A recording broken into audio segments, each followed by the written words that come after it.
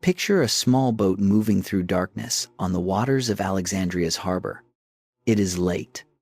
The city behind it blazes with torchlight. A metropolis of perhaps 500,000 people arranged along the Mediterranean coast like a jewel pressed into stone. Ahead, the royal palace complex rises from the waterfront, its columns and courtyards and guarded gates belonging, at this moment, to the wrong side. The woman in the boat is 21 years old. She has been in exile for nearly a year. The kingdom that should be hers is being governed by a 10-year-old boy and the men who control him. And those men have made clear that her return to Alexandria means her death. Every soldier at every gate has been told to watch for her. She is going in anyway. What happens in the next few hours will shape the future of Egypt, alter the trajectory of the Roman world, and produce one of the most contested stories in human history. She knows none of that yet. She knows only that there is one man inside that palace who has not yet decided which side he is on, and that she is the only person alive who can make the case she intends to make. His name is Julius Caesar. He is the most powerful military commander in the ancient world. He came to Alexandria to collect a debt, not to solve a dynastic dispute. By morning, he will have chosen her side. History remembered Cleopatra as a seductress. That story is easier than the truth. The truth is that she walked into the most dangerous room in the ancient world and won, because she had spent her entire life preparing for exactly that conversation, and because the mind she brought to it was one that Caesar, who had encountered the finest minds of his age, found genuinely remarkable. This is not a love story. This is the story of the last pharaoh of Egypt. What she inherited, what she built, what she fought for with every political and intellectual tool she possessed, and why the world that defeated her spent 2,000 years making sure you remembered her the wrong way. Chapter 1. The world she was born into. Run your hand along the stone of the temple at Dendera, on the west bank of the Nile, roughly 60 kilometers north of Luxor, and you will find her, carved into the outer wall of the temple's rear facade, in the traditional posture of an Egyptian pharaoh making offerings to the gods, stands a figure identified by hieroglyphic inscription as Cleopatra the Seventh, daughter of the sun, beloved of Ptah, lady of the two lands. She wears the double crown of Upper and Lower Egypt. She performs the ancient ritual in the ancient manner. She is, in every visual element the Egyptian artistic tradition had developed across 3,000 years, a legitimate pharaoh standing in right relationship to the divine order. She was also, by dynastic lineage, a Macedonian Greek whose family had ruled Egypt for 250 years without, until her, learning a word of the language spoken by the people they governed. That contradiction, carved in stone on the banks of the Nile, is where her story begins. To understand Cleopatra, you first have to understand the world she was handed. And that world was a contradiction so deep, so structurally unstable, that it had been slowly collapsing for a century before she was born. The Egypt she inherited was simultaneously the wealthiest nation in the Mediterranean and a kingdom in serious decline. It was home to one of the oldest continuous civilizations on Earth, and governed by a dynasty that had never fully committed to the civilization it ruled. It was, by the 1st century BCE, the prize that every ambitious Roman was calculating how to claim. The wealth was real, and it was extraordinary. The Nile Valley produced grain on a scale that no other agricultural system in the ancient world could match. The annual flood deposited rich silt across the farmland of the delta and the valley, with a regularity that Egyptian farmers had been reading and managing for millennia. By the 1st century BCE, those surpluses were feeding not just Egypt, but significant portions of the wider Mediterranean world. A role that made Egypt indispensable in ways that went far beyond its own borders. Alexandria, the capital city built by Cleopatra's ancestors on the Mediterranean coast, had grown into the commercial and intellectual center of the known world. Ships from Rome, Greece, Arabia, and India docked in its harbor. Its markets moved grain, papyrus, glass, linen, and luxury goods between 3 continents. Ancient sources describe revenues that dwarfed those of Rome itself, though modern scholars treat specific figures with appropriate caution given the nature of surviving records. And yet, the dynasty that ruled this extraordinary nation had spent 2.5 centuries governing it from the outside.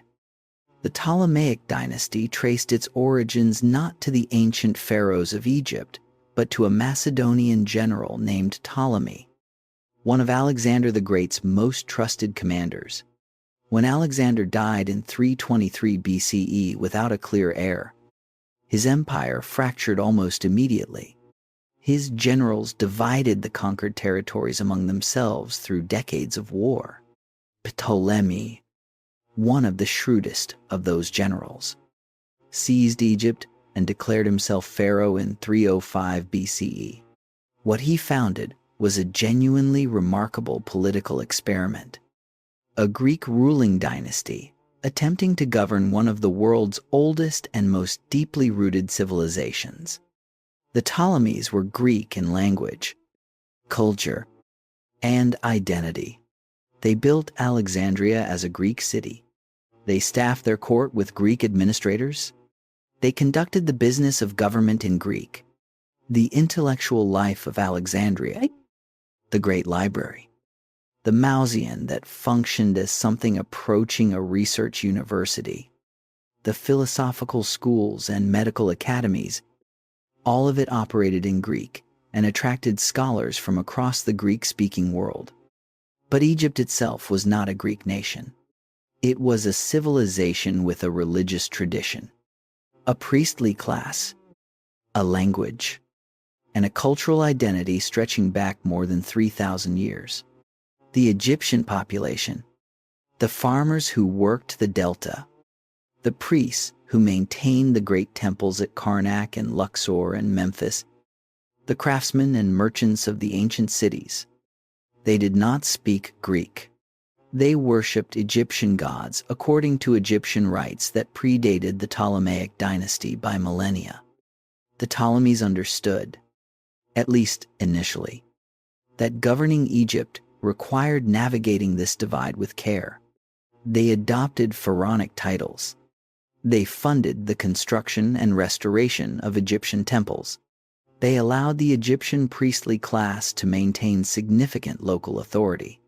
On the walls of temples, from Alexandria to Aswan, the Ptolemaic rulers appeared dressed as Egyptian pharaohs, performing Egyptian religious rituals, identified by hieroglyphic inscriptions proclaiming their divine authority.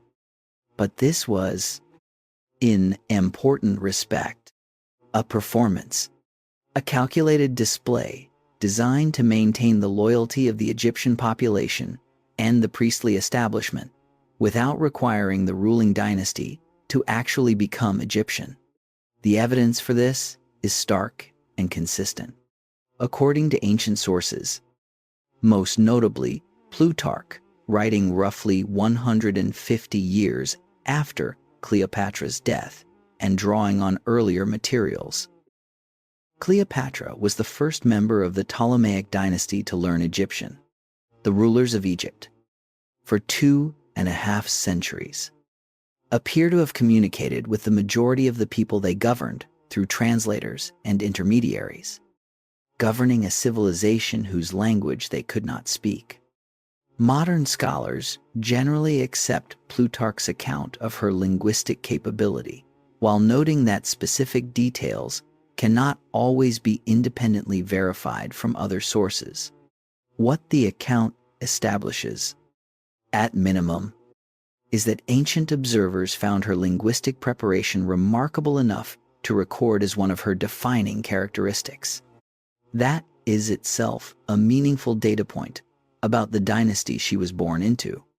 Cleopatra's decision to learn Egyptian, and the other languages her sources describe, was not a casual personal preference. It was a political statement of the first order, embedded in the stone of temples like Dendera for anyone who understood what they were looking at. It said something about how she understood her role that distinguished her from every predecessor in her dynasty.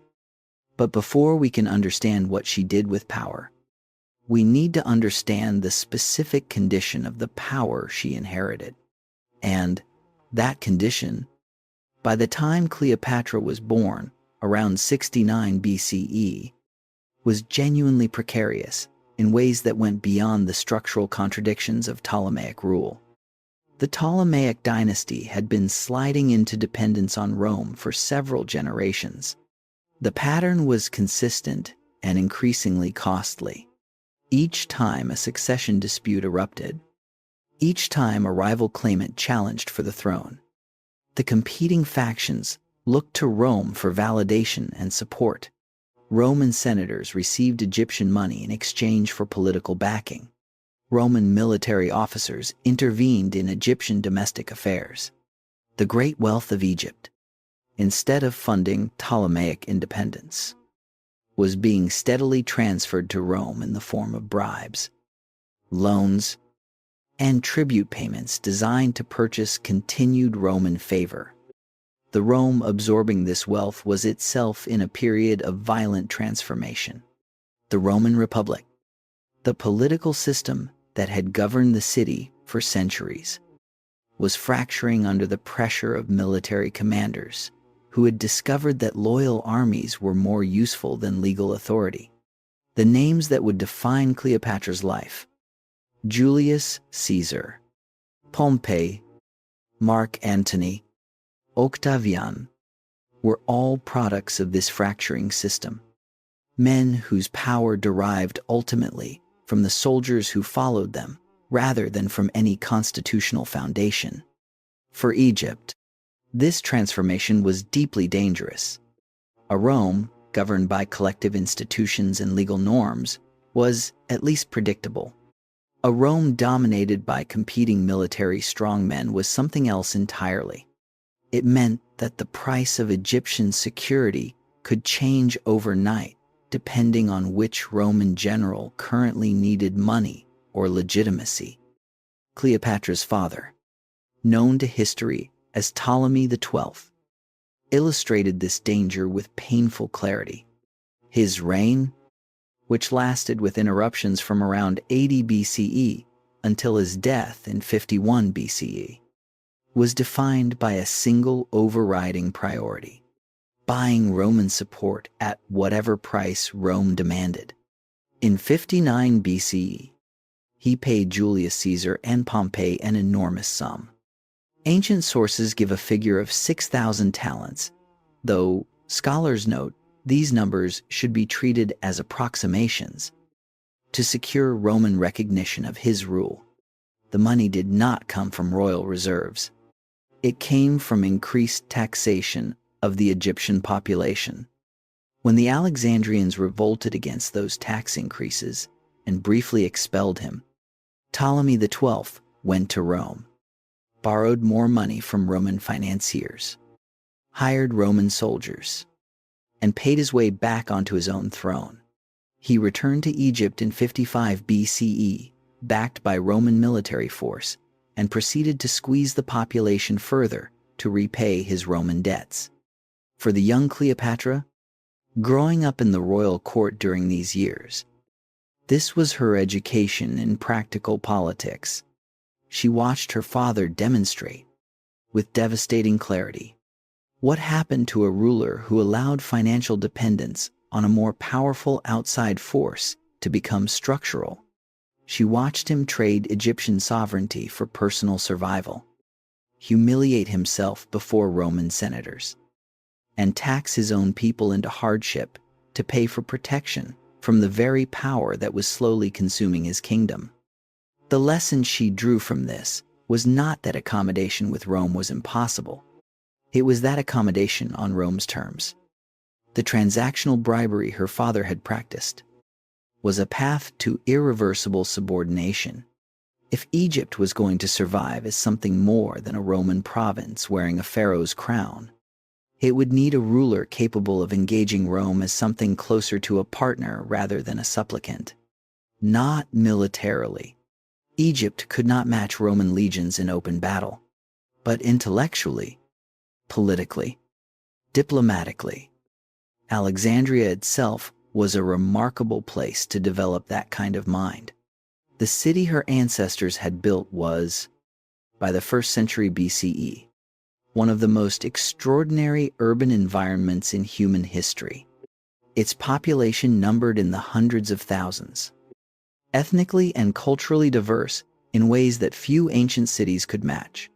Greeks, Egyptians, Yevs, Syrians, Persians, Nubians, and people from across the Mediterranean and beyond lived and worked in a city organized around commerce, scholarship, and the massive administrative apparatus of the Ptolemaic state. At the center of Alexandria's intellectual life stood the library and the Mausion, institutions that Ptolemy I had founded and that subsequent rulers had funded as statements of cultural prestige and political ambition. The library, at its height, held the largest collection of written knowledge anywhere in the ancient world. The Mausion housed scholars working across the full range of ancient intellectual disciplines, supported by royal stipends and given access to the library's collections. This was the environment in which Cleopatra was educated. Ancient sources attribute to her a formation that encompassed philosophy, mathematics, rhetoric, and natural sciences, alongside the linguistic preparation that all sources emphasize. The scholar Duane Roller, in his 2010 biography of Cleopatra, argues that the documentary and literary evidence supports a picture of genuine intellectual engagement rather than simply ceremonial association with Alexandria's scholarly culture. She also grew up inside a dynasty that consumed itself with remarkable regularity. Her older sister Berenice IV had seized the throne when their father fled to Rome and was executed when he returned with Roman soldiers. Her younger sister Arsino would become a persistent rival. Her two younger brothers would each serve as co-rulers and then as threats. The lessons were not abstract. They were written in blood. By the time she came to power at approximately 18 years of age when her father died in 51 BCE, she had a clearer understanding of the specific dangers she faced and the specific tools available to her than most rulers achieve after decades on the throne. She had been watching and learning for 18 years. Now she would act, and the world she was walking into had no patience for anything less than everything she had.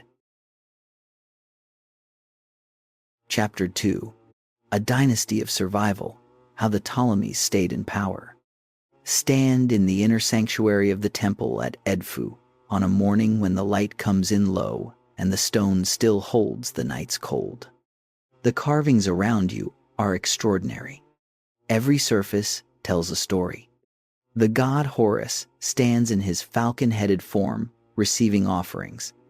The pharaoh kneels in the traditional posture of submission and service to the divine. The hieroglyphic inscriptions name the ruler, give his titles, list his divine attributes, connect him to the sacred order that Egyptian theology had been developing for 3,000 years. The pharaoh named in these carvings is Ptolemy III. He was Macedonian Greek. He had never in his life spoken a word of Egyptian. He would not have known what the hieroglyphs around him said without a translator. And yet he built this temple. He funded it, authorized it, and presented himself within it as a legitimate heir to the oldest kingship tradition in the ancient world.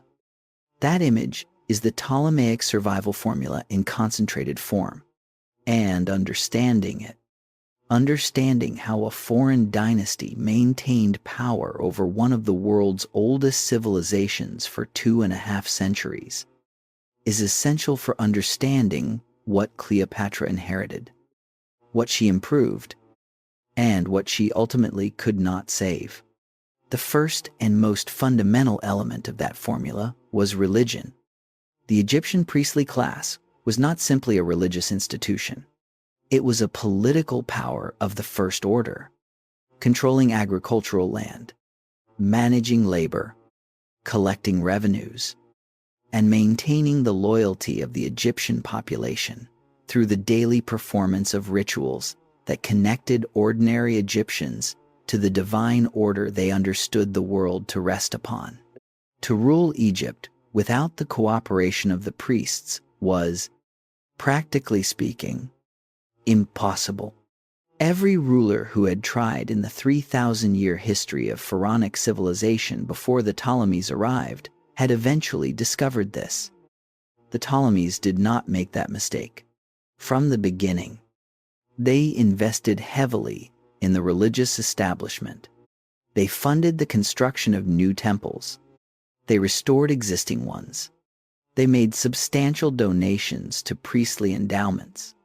And in the carvings and inscriptions that decorated temple walls from one end of Egypt to the other, they presented themselves not as foreign conquerors, but as legitimate heirs to the pharaonic tradition. This was a negotiated arrangement that served both parties. The priests received funding, protection, and formal acknowledgement of their institution's centrality to Egyptian life. The Ptolemies received the legitimacy that only the priestly establishment could confer, the right to be called pharaoh in a context where that title still carried genuine religious and political weight. But the arrangement had a structural limitation the Ptolemies never fully resolved. The performance of Egyptian kingship in the temples did not translate into genuine integration with the Egyptian population. The court remained Greek. The administration remained Greek. The language of power remained Greek. The Egyptian majority existed in a separate social universe from the ruling class that extracted revenue from their labor. This separation produced periodic explosions. Native Egyptian revolts erupted at various points in Ptolemaic history. Most significantly, during the late 3rd and early 2nd centuries BCE, when a series of uprisings in Upper Egypt created what were effectively independent Egyptian kingdoms that the Ptolemaic government spent decades suppressing. These were not simply expressions of political grievance. They were assertions of Egyptian identity against a ruling class that had maintained its cultural distance for generations. The Ptolemaic response reveals the second key element of their survival strategy. When military suppression was necessary, they used it. But increasingly, as the dynasty's finances deteriorated and its military capacity declined, suppression gave way to negotiation.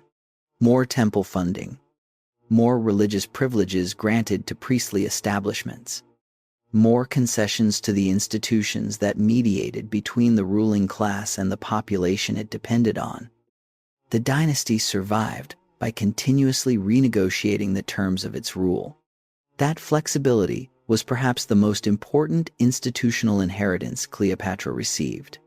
She took it further than any of her predecessors had, where they performed Egyptian kingship in the temples and remained Greek in the palace. She worked to collapse the distance between those two identities in ways that produced a genuinely different kind of Ptolemaic ruler. The brother-sister marriage tradition that defined Ptolemaic dynastic practice requires separate examination because it is frequently misunderstood in ways that obscure its actual political logic. The practice had precedence in ancient Egyptian royal tradition. which the Ptolemies could point to as justification. But within the Ptolemaic context, its primary function was political rather than cultural. By marrying within the royal family, the dynasty attempted to prevent the fragmentation of royal power that would result from marrying daughters to foreign princes or non-royal Egyptian nobles. A daughter married outside the dynasty created a rival power center. A daughter married to her brother kept all power within the family line. The problem was obvious almost immediately.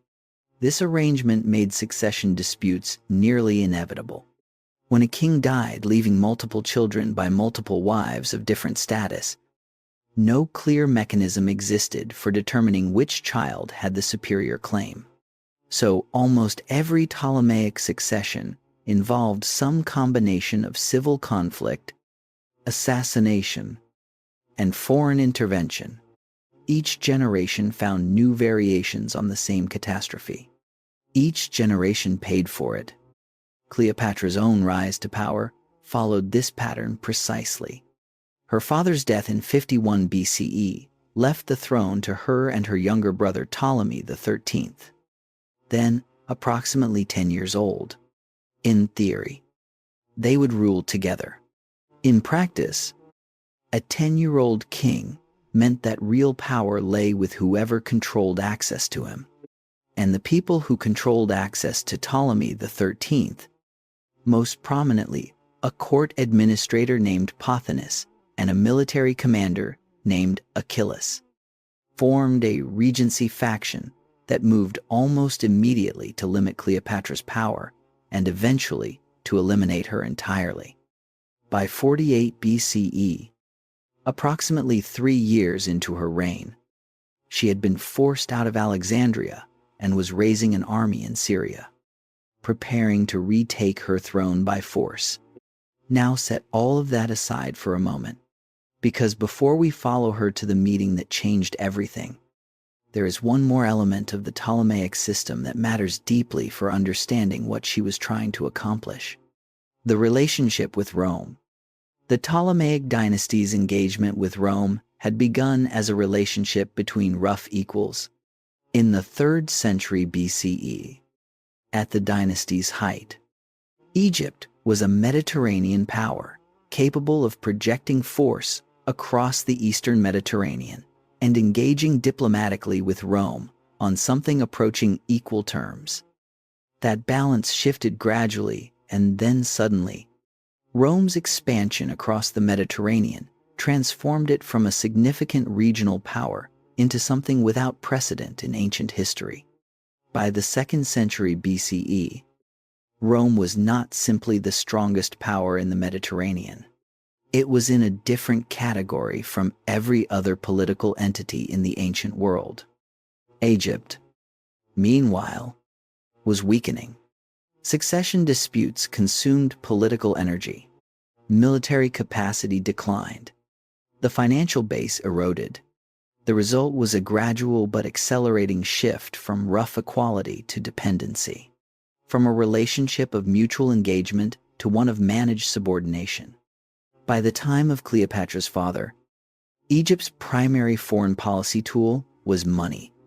Unable to resist Rome militarily, unable to form effective coalitions against Roman expansion, the later Ptolemies fell back on bribery and the strategic deployment of Egyptian wealth to purchase Roman political support. Roman senators and generals accepted Egyptian money as payment for specific political services, using their influence to block proposals that would have formalized Roman control over Egypt, supporting Ptolemaic rulers against rival claimants. In some cases, providing military assistance to help Egyptian rulers suppress domestic opposition. This was protection purchased at increasing cost from the very power doing the threatening. Egypt was paying for its own subordination. Cleopatra grew up understanding this arrangement from the inside. The money that should have been funding Egyptian infrastructure and military capacity was flowing to Rome, and no one in the dynasty before her had found a way to stop the flow. The question she would spend her entire reign trying to answer was whether a different arrangement was possible. whether Egypt's wealth, deployed more intelligently and through a more genuine form of partnership, could purchase not just protection, but actual security. Whether she could find a Roman ally powerful enough to guarantee Egyptian independence in exchange for support that went beyond what her father had offered. It was an ambitious strategy. It required the right Roman, at the right moment, and a mind capable of making the case before either condition changed. She had been preparing for exactly that conversation. The Roman she needed was about to sail into Alexandria's harbor, and he had absolutely no idea what was waiting for him. Chapter 3. The Making of a Pharaoh Who Cleopatra Actually Was. Look at a coin. Not a modern one. A bronze coin minted in Alexandria during Cleopatra's reign. Examples of which are held today in museum collections in Berlin and London and Cairo. The face on it is not Elizabeth Taylor. It is not the figure of exotic perfection that Hollywood spent a century constructing and reconstructing. It shows a woman with a strong nose, a pronounced jaw, a diadem around her head, and an expression that ancient coin portraits were not designed to make warm or inviting. She looks like someone who makes decisions. This is where any honest account of Cleopatra has to begin. Not with her relationships with Roman men, not with the barge at Tarsus or the asp in the tomb, but with the person herself.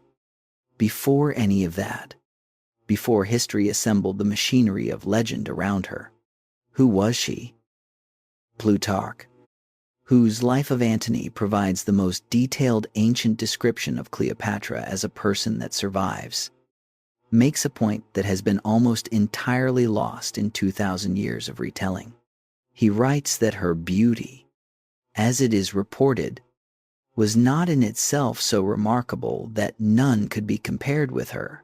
What captivated those who encountered her, he emphasizes, was the interaction of her character, the persuasiveness of her conversation, and something he describes as attaching itself to everything she said and did. He writes that the sound of her voice was like an instrument of many strings, and he describes her linguistic capability as one of her most notable qualities, remarking that she rarely needed an interpreter in her dealings with foreign ambassadors.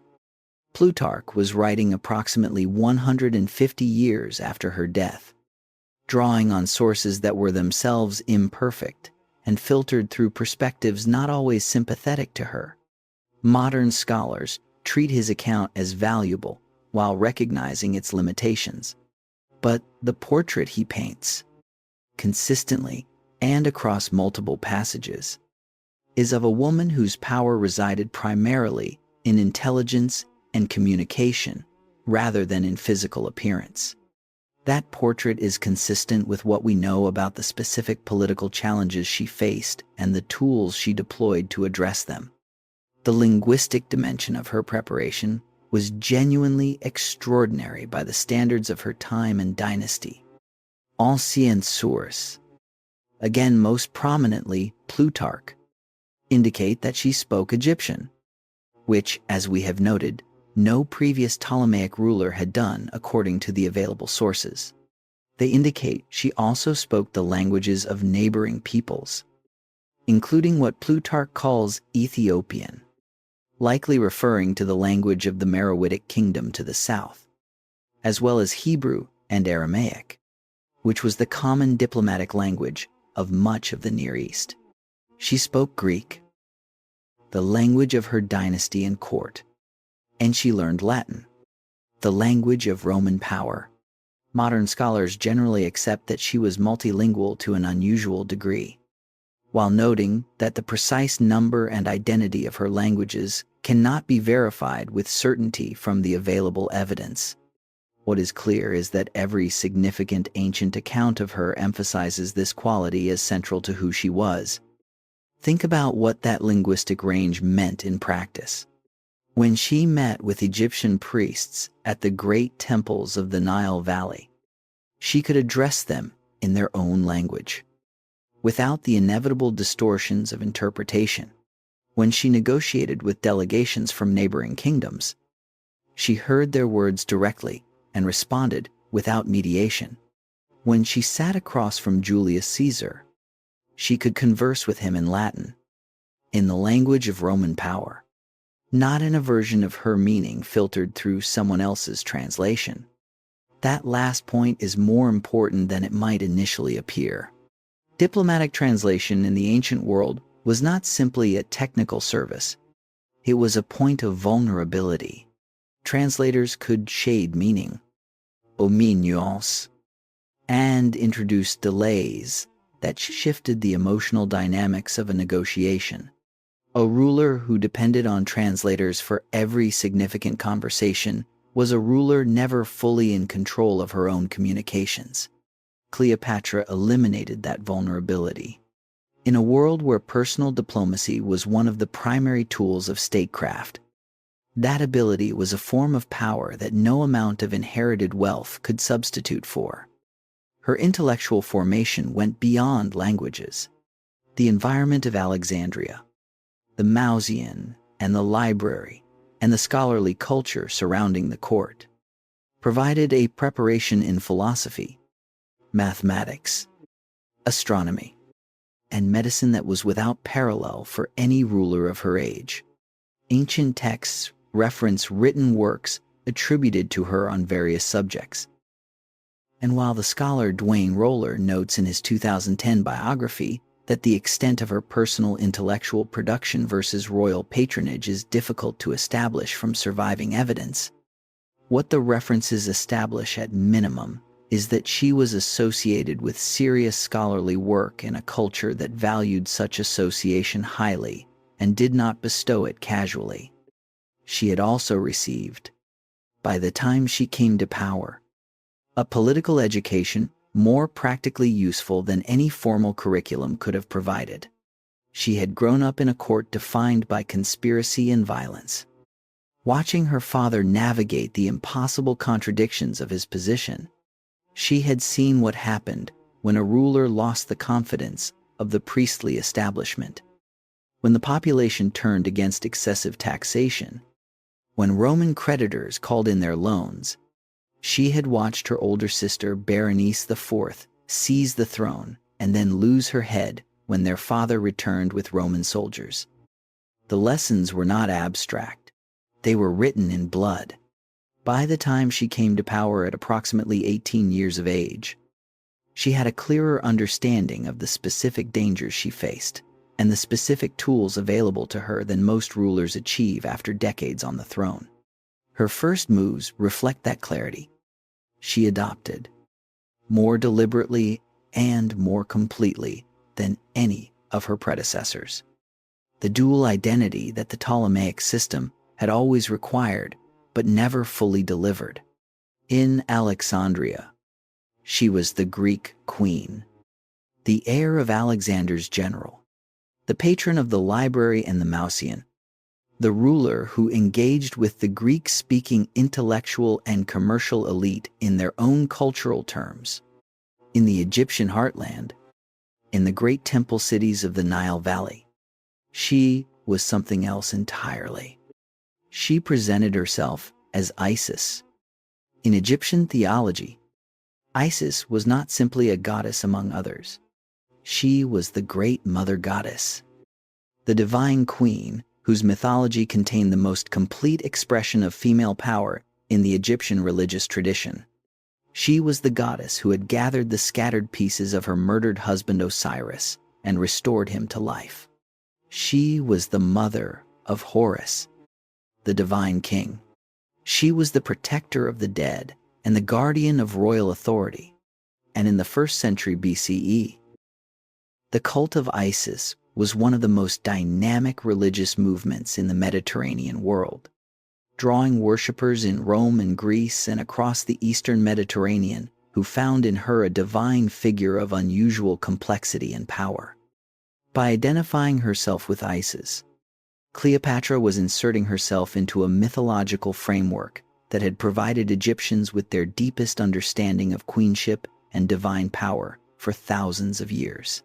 She was saying, in the language her Egyptian subjects understood most directly, that her authority was not the authority of a foreign ruler extracting revenue from a conquered people. It was the authority of the goddess herself, manifested in human form. This was bold. It was also, by the standards of ancient political communication, entirely coherent. Every pharaoh before her had claimed some version of divine kingship. What Cleopatra did was claim it more completely and more personally than any Ptolemaic ruler before her. And in doing so, she began to close the gap between the Greek queen in the palace and the divine pharaoh in the temples. She moved, in the early years of her reign, to establish herself as an administrator of genuine competence rather than simply a ceremonial figurehead. The papyrological record from her reign, fragmentary as it is, includes evidence of her involvement in economic decisions and administrative interventions in ways that reflect an active rather than passive approach to governance. The scholar Duane Roller and others who have examined the documentary evidence argue that she was an engaged ruler who paid serious attention to the economic and social conditions of her kingdom.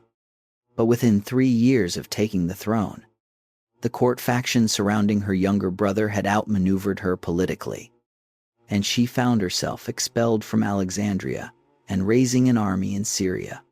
She was not finished. She was 20 years old, in exile, and already thinking about her next move. The move required a Roman, and the most consequential Roman in the world had just arrived in Alexandria's harbor, carrying the wrong information and no idea what was about to walk through his door. Chapter 4. Caesar and the Carpet, the most consequential meeting in ancient history. Julius Caesar arrived in Alexandria in the late summer of 48 BCE with approximately 4,000 soldiers, an enormous personal debt, and a problem he had not anticipated. He had come to deal with Pompey. The civil war that had consumed the Roman world for 4 years had reached what should have been its decisive conclusion. Caesar had defeated Pompey at the Battle of Pharsalus in Greece just weeks earlier. Pompey had fled to Egypt, calculating that the Ptolemaic kingdom owed him enough political debt to provide refuge. The calculation was wrong. The regency faction governing Egypt in the name of the young Ptolemy the 13th made their own calculation. Caesar was winning. Pompey was losing. Sheltering a Roman loser against a Roman winner was not a survival strategy for a kingdom already deeply entangled in Roman politics. Pompey was killed as he stepped from a boat onto the Egyptian shore, stabbed by a former Roman soldier in Egyptian service. His head was cut off and preserved as a gift for Caesar. When Caesar arrived in Alexandria days later, the court advisor Theodotus presented him with Pompey's head and his signet ring. The ancient sources record that Caesar wept. Historians have debated for centuries whether that weeping was genuine grief for a man who had once been his ally, or political theater calculated to present him as a magnanimous victor. Perhaps it was both. What Caesar certainly understood, and what the weeping may have partly expressed, was that the killing of Pompey had created a profound problem. He had come to end a civil war, not to create a martyr. A Pompey in exile could be negotiated with, pardoned, absorbed into the new political order Caesar was constructing. A Pompey murdered on a foreign beach by agents of an Egyptian court was something more dangerous. A demonstration that Roman generals could be disposed of by foreign powers when they became inconvenient. Caesar was also, from the moment he arrived, in a militarily uncomfortable position that his confident manner did not fully conceal. 4,000 soldiers was adequate for pursuit of a defeated rival. It was insufficient for controlling a city of several 100,000 people with an Egyptian military garrison of tens of thousands. Caesar was, effectively, a powerful guest in a city that could become a trap at any moment. He needed to establish the appearance of control quickly. He moved into the royal palace complex and began conducting himself as a Roman authority figure, demanding payment of debts Egypt owed Rome and inserting himself into the succession dispute between Cleopatra and her brother as an arbitrator. It was the posture of a man who expected his presence to be treated as decisive. Cleopatra was in Syria with an army, watching from a distance. She understood the moment immediately. A Roman commander of Caesar's standing, isolated in Alexandria with an insufficient force, needing to resolve the Egyptian succession quickly and return to Rome, needing money and a stable client kingdom, needing an ally inside a palace controlled by people already hostile to him. That was a specific kind of opportunity, and she had perhaps days to reach him before events moved in a direction she could not redirect. The problem was access.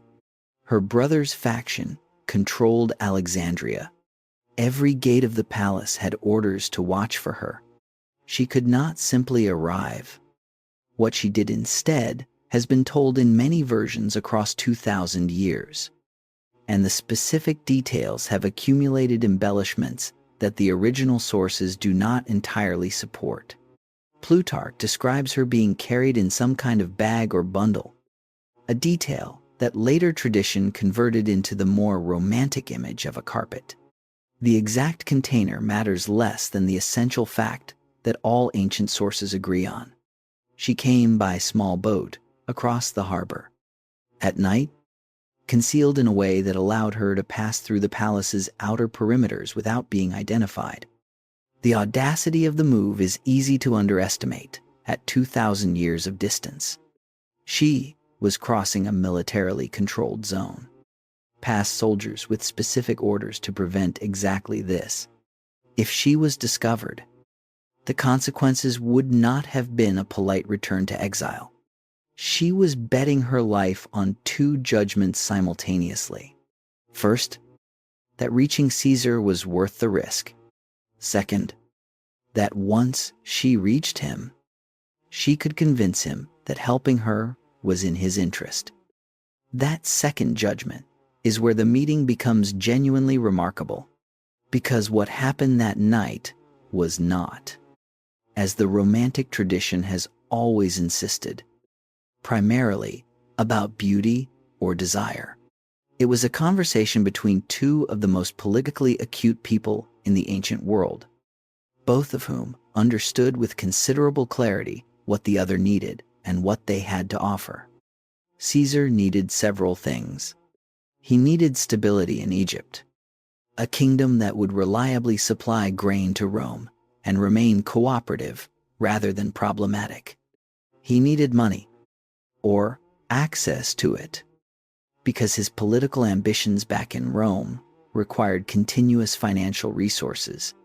He needed the succession dispute resolved quickly, and given his isolated military position, he needed at least one reliable ally inside the palace complex. Cleopatra could provide all of these things, more reliably and more completely than a 10-year-old boy controlled by advisors who had just demonstrated their judgment by murdering a Roman general on a beach. She was the legitimate ruler of Egypt by her father's will. She had demonstrated, in the years before her expulsion, that she was capable of actual governance. She spoke Latin, which meant Caesar could assess her directly without the mediation of translators. She understood Roman politics with unusual sophistication, and she had something her brother's Regency Council could never offer: a genuine interest in a long-term partnership with Rome's most consequential figure, grounded not in transactional bribery, but in something closer to a shared understanding of what an Egypt-Rome alliance could accomplish for both parties. Caesar was also one of the most intellectually formidable people of his age. A writer, a strategist, an administrator, a man who had spent his career reading people across tables and making accurate judgments about their capabilities, sitting across from a 21-year-old woman who had smuggled herself through enemy lines to make her case to him, speaking to him in the language of Roman power, demonstrating in real time exactly the kind of political courage and strategic clarity that his own career had always rewarded. He recognized what he was dealing with. By morning, he had made his decision. He would support her claim to the throne. The decision immediately ignited the crisis it was meant to prevent. The Regency faction understood that a Cleopatra backed by Caesar was an existential threat to their position. Achillas moved the Egyptian army toward Alexandria. What followed was the Alexandrian War, a military conflict that trapped Caesar and his force inside the city for several months, from late 48 through early 47 BCE. Caesar was genuinely besieged. His soldiers could hold the palace quarter but not control the city. During the harbor fighting, fire spread from ships and damaged warehouses near the waterfront where books awaiting shipment were stored. This incident would later be exaggerated into a story about the complete destruction of the Library of Alexandria. But scholars, including the classicist Lionel Casson, in his study of ancient libraries, have documented that the main library complex was not destroyed at this time. Though scholars continued to debate the full extent of damage to various book collections during this turbulent period, the library's actual decline was a slow institutional process across subsequent centuries, not a single catastrophic event. Cleopatra was inside the palace with Caesar throughout the Alexandrian War, not as a passive figure waiting to be rescued, but as the political justification for the entire operation. Caesar's claim to be arbitrating a legitimate succession dispute, rather than conducting an opportunistic military seizure, depended on her presence and her legitimacy. During those months, they had time to talk, in Latin and in Greek, about Rome and Egypt, and the shape of a world both of them understood was being reorganized around Roman power. Time for Caesar to assess, up close and at length, the mind he had decided to back. Time for Cleopatra to learn, through sustained direct contact, what Caesar valued, what he feared, and what he believed was possible. A relationship developed between them that was almost certainly personal as well as political. The ancient source, including Plutarch and the later writer Suetonius, indicate a romantic involvement and the birth of a son. The boy known as Caesarion provides biological evidence of physical intimacy, but framing the relationship primarily as romance misses what was most significant about it. What Caesar and Cleopatra had, beyond whatever personal feeling existed between them, was a working partnership between two people who recognized in each other a level of capability they did not often encounter. The Alexandrian War ended in the spring of 47 BCE with the arrival of Roman reinforcements and the defeat of the Egyptian forces. Ptolemy the 13th drowned in the Nile while attempting to escape. Arsinoe was captured and taken to Rome. Cleopatra was restored to her throne, with Roman military backing, now reigning alongside her youngest brother, who was perhaps 11 years old and posed no meaningful political threat. Caesar spent several more weeks in Egypt before the demands of the Roman world called him away. When he left with a stabilized client kingdom, access to Egyptian financial resources, and a clear-eyed assessment of the ruler he was leaving behind. Cleopatra was left with her throne restored, a Roman protector of unparalleled power, and a pregnancy. She had walked into that palace with nothing but her own intelligence and the willingness to take an extreme risk. She had walked out with everything she needed to begin building the future she intended. The question was how long she had before the Roman world reorganized itself around different men with different calculations. The answer was not long enough, but she would use every day of it. Chapter 5. Queen of Kings Cleopatra's Egypt at its apex. Picture Alexandria on a morning in 43 BCE. The harbor is already busy with the sounds of a city at work. Grain ships from the delta moving into position. Merchants from 3 continents setting up along the waterfront. The great lighthouse at Pharos, one of the 7 wonders of the ancient world, catching the early sun and throwing its reflection across the water in long silver lines. Inside the palace complex, a queen is making decisions, not receiving visitors, not arranging entertainments, making decisions about grain, about the famine that has been spreading across parts of the Mediterranean world for the past season, reaching into Egypt itself, threatening the agricultural surpluses that are the foundation of everything the Ptolemaic state rests upon, about the royal storehouses and how much of what is stored can be released without creating worse problems in the season ahead. This is the Cleopatra that almost no account of her life bothers to tell you about. The administrator, the ruler who governed Egypt for nearly 20 years and kept a declining kingdom functioning through crises that would have broken a less capable or less committed head of state. Nearly 20 years, from 51 BCE until her death in 30 BCE. That is not an interlude between her encounters with Roman men. That is a reign, a real reign, with real decisions and real consequences for real people across the length of the Nile Valley.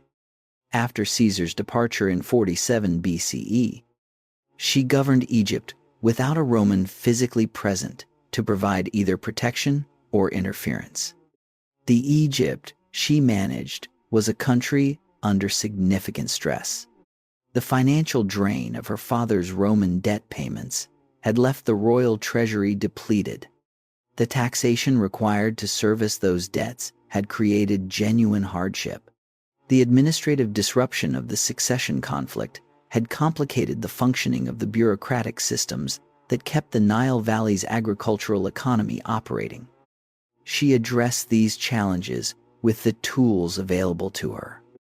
The monetary interventions of her reign represent one area where the documentary record provides at least partial evidence of her governing engagement.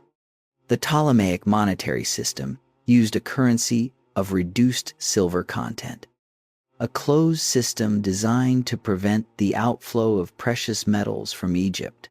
The numismatist Catherine Lorber and other scholars who have analyzed the coinage of Cleopatra's reign have identified adjustments made during this period that appear to reflect deliberate engagement with the monetary and financial conditions of the kingdom. The scholar Duane Roller, in his 2010 biography, argues for an active rather than passive approach to economic management, while appropriately noting that the fragmentary nature of the surviving evidence limits how precisely these interventions can be characterized. Then came the famine, years of 43 and 42 BCE. Crop failures struck parts of the Mediterranean world, including Egypt. The Ptolemaic state had always maintained grain reserves as a fundamental mechanism of both social welfare and political control. And the papyrological record from this period includes evidence consistent with state intervention in food distribution during the crisis. The decision to deploy those reserves was a governing decision with real consequences for real people across the Nile Valley. Picture what that meant at the ground level. A family in a village in the Delta. Their harvest failed. Watching the state's grain distribution arrive. The state that had taxed them through difficult years was now, under this particular ruler, feeding them.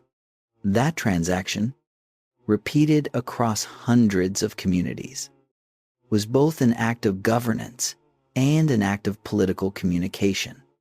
It said something specific about what kind of ruler had chosen to spend the reserves. Her engagement with the Egyptian priestly establishment during this period was sustained and substantive. The temple construction and renovation projects that continued under her reign were not simply inherited programs running on institutional momentum. At Dendera, where her image appears on the outer wall in the pharaonic posture, significant additions were made during her reign. The temple at Edfu, one of the best preserved of all ancient Egyptian temples, was completed during this period after decades of construction. These projects required active royal decision-making about priorities, funding, and the political relationships with priestly establishments whose cooperation was not automatic. Her identification with Isis was pursued with greater elaboration and consistency than any previous Ptolemaic ruler had attempted. She appeared at temples dressed in the specific garments associated with the goddess. She participated in religious ceremonies that connected her directly to the Isis mythology, order, and the cult of Isis itself was, in the 1st century BCE, one of the most expansive religious movements in the Mediterranean world. By presenting herself as the human embodiment of Isis, Cleopatra was associating herself not just with a local Egyptian deity, but with a divine figure of genuinely Mediterranean significance. Caesar visited Rome in 46 BCE, and Cleopatra followed him there with the infant Caesarion. She stayed for approximately 2 years, residing in Caesar's villa across the Tiber, visible and controversial in a city with strong opinions about foreign influence and the appropriate behavior of powerful Romans. The Roman reaction was revealing. Cicero, who met her and found her intellectually impressive, even as he found her politically troubling, mentions her in letters with a mixture of irritation and grudging acknowledgement. The broader Roman public, or at least the Roman public as represented in the surviving sources, was significantly hostile. She was a queen in a city that had expelled its kings centuries earlier. She had produced a son whom Caesar was rumored to intend as his heir, representing a transformation of Roman political succession that the Roman aristocracy found deeply alarming. Caesar was assassinated on the 15th of March, 44 BCE. What Cleopatra did immediately afterward tells you a great deal about her governing instincts. She moved quickly and decisively. Within weeks, she had left Rome and returned to Egypt. The departure was not flight. It was strategy. Rome, in the immediate aftermath of the assassination, was the most dangerous political environment in the Mediterranean world. Staying meant becoming a piece in someone else's game. Returning to Egypt meant maintaining control of the one asset no Roman faction could afford to ignore. Shortly after her return, her younger brother Ptolemy XIV died. Ancien source suggest poison, though certainty is not possible from the surviving record. Cleopatra installed Caesarion as her co-ruler, presenting herself and her son as the legitimate continuation of both the Ptolemaic line and, by implication, the Caesarian legacy. Whatever Rome chose to acknowledge or deny, Caesarion was Julius Caesar's son. By making him co-ruler, she embedded that claim into the formal structure of Egyptian governance. She was, by the time Mark Antony summoned her to Tarsus in 41 BCE, a ruler of genuine experience and demonstrated capability. She had governed Egypt through a military crisis, a financial crisis, and a famine. She had maintained the priestly establishment's cooperation, continued the great temple-building programs, and managed 2 years in Rome, the most politically complicated environment in the ancient world, and returned with her kingdom intact. She was 30 years old. She had been ruling for a decade. She was not a young woman about to be swept away by a powerful Roman. She was a head of state about to engage with someone who needed her considerably more than she needed him. And she knew it before she ever set sail. Chapter 6. Mark Antony and the Politics of Seduction. Mark Antony summoned Cleopatra to Tarsus in 41 BCE as if he were a Roman commander calling a subordinate to account. She ignored the first summons. Then the second, when she finally sailed to meet him, she arrived in a manner that made unmistakably clear to everyone present exactly who was doing whom a favor. Plutarch's description of her arrival at Tarsus is one of the most famous passages in ancient biography, and it deserves to be read carefully rather than simply absorbed as spectacle. Because what it actually describes is not a romantic display, but a calibrated demonstration of power. She came in a barge with a gilded stern and purple sails, rowed by silver oars, keeping time to music. She reclined beneath a canopy, dressed in the manner of the goddess Aphrodite, attended by boys dressed as cupids and women dressed as sea nymphs. The smell of burning perfumes drifted from the ship to the shore. The population of Tarsus, according to Plutarch, abandoned the marketplace where Antony was waiting and went to the waterfront to watch her arrive. Antony sat in the empty marketplace, alone, the most powerful Roman commander in the eastern Mediterranean, waiting in a square that had emptied itself entirely to go watch someone else. She had not yet spoken a word. Every element of her arrival was chosen. Aphrodite was the Greek goddess associated with love and beauty, but she was also associated with Cyprus, a wealthy island recently restored to Cleopatra as part of their preliminary negotiations. By appearing as Aphrodite, she was doing several things simultaneously. She was presenting herself in terms the Greek-speaking population of Tarsus found magnificent. She was associating herself with a divine figure whose authority transcended political boundaries. And she was establishing, before a single word had been exchanged between them, that she was not a client queen arriving to answer a Roman summons. She was a goddess queen granting an audience. She invited Antony to dine with her that evening.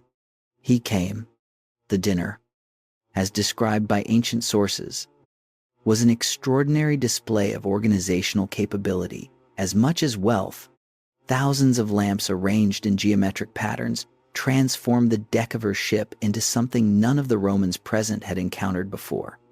The food and the service and the entertainment were of a quality and sophistication that exceeded anything Antony's own considerable resources could match. The following evening, he attempted to return the hospitality. He acknowledged openly, according to Plutarch, that his arrangements could not approach hers in elegance or wit. That acknowledgement is itself significant. Antony was not a man given to admissions of inadequacy. That he made one here tells you something about the impression she had created, and about the dynamic she had established for everything that followed. Now look past the spectacle and examine the underlying structure of Tarsus, because underneath the gilded barge was a negotiation of enormous practical consequence. And understanding what each party actually needed explains everything about what the relationship between them really was. Antony's situation in 41 BCE was, beneath the confident surface, genuinely difficult. The assassination of Caesar had produced a second Roman civil war. Resolved at the Battle of Philippi in 42 BCE, where Antony and Octavian defeated the forces of Caesar's assassins. The Roman world was then divided between them. Octavian took the western provinces, including Rome itself. Antony took the east, the wealthier and more complex half of the Roman world, including the territories bordering Egypt. Antony's eastern assignment came with a specific military ambition that dominated his strategic thinking. The Parthian Empire had inflicted one of the worst defeats in Roman military history at the Battle of Carrhae in 53 BCE, killing tens of thousands of Roman soldiers and capturing the legionary standards, whose loss had been a symbol of Roman humiliation for a generation. A successful Parthian campaign would make whoever led it the most celebrated military figure in the Roman world. Antony intended to lead that campaign. The problem was resources. A Parthian campaign at the scale he envisioned required enormous financial support. Legions needed to be paid, equipped, and supplied across difficult terrain far from reliable supply lines. The eastern provinces he controlled could provide some of what he needed. Not all of it. There was exactly one source of wealth in the ancient Mediterranean world capable of providing the rest: Egypt. Cleopatra understood Antony's position before she sailed to Tarsus. She had been observing Roman politics for 20 years. She knew what he needed. She also knew precisely what she needed from him. And the list was specific. She needed military protection for Egypt against the possibility that Octavian, whose relationship with Antony was a competitive alliance rather than a genuine partnership, might eventually decide that controlling Egypt directly was preferable to leaving it under her governance. She needed the removal of specific rivals. Most urgently, her sister Arsinoe, who was living in exile in Ephesus and who represented a potential alternative Ptolemaic claimant that any Roman faction could use against her if it suited their purposes. And she needed a Roman partner whose interests were genuinely aligned with Egyptian independence rather than eventual absorption into Rome. The agreement that emerged from Tarsus addressed most of these requirements on both sides. Antony received Egyptian financial support for his Parthian ambitions.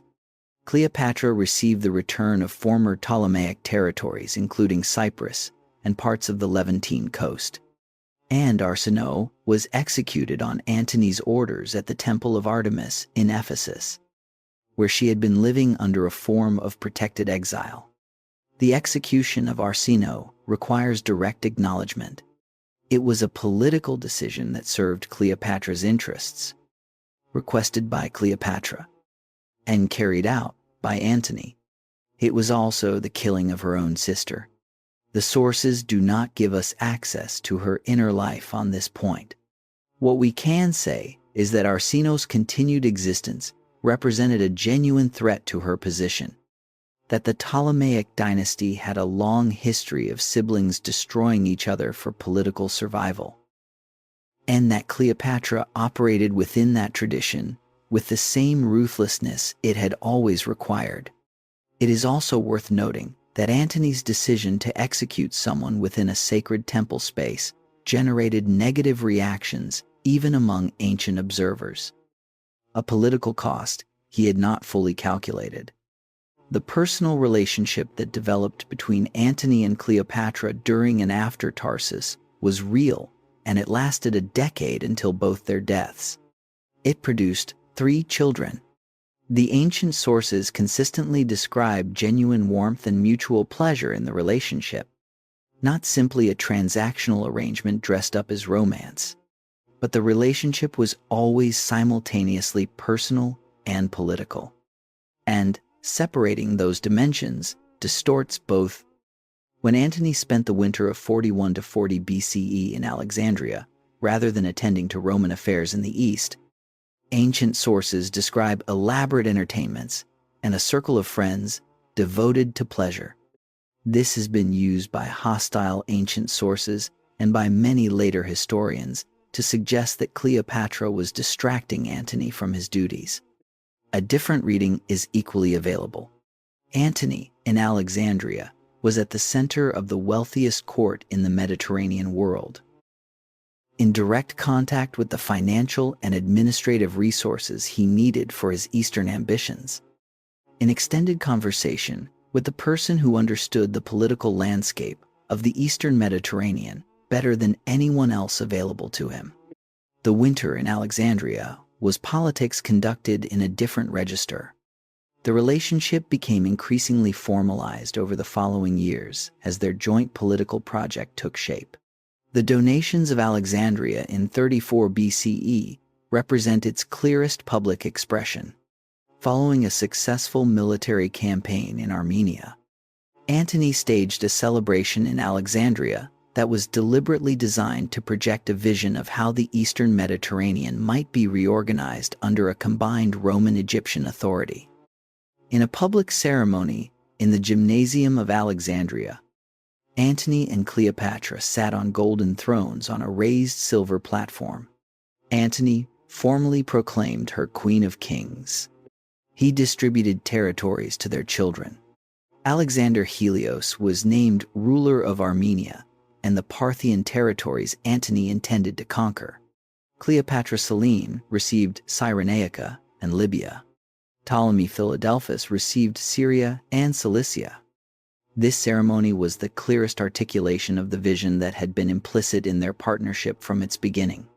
A reorganized Eastern Mediterranean, not as a collection of Roman provinces administered from Rome, but as a network of client kingdoms under the authority of a dynasty that was simultaneously Roman through Antony and Ptolemaic through Cleopatra.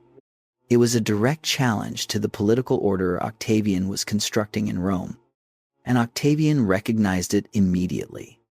He had been building a propaganda campaign against Antony for years, framing their rivalry not as a Roman civil war between two ambitious men, but as Rome's defense against Eastern corruption. The donations of Alexandria made that argument concrete and specific. Antony was not simply living in Alexandria and enjoying Egyptian hospitality.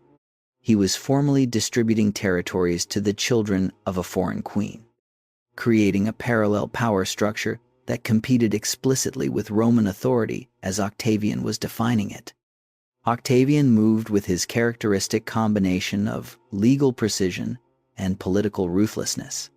He obtained from the Roman Senate a declaration of war, but not against Antony, Hippoman rival, against Cleopatra, the foreign queen, the Eastern threat.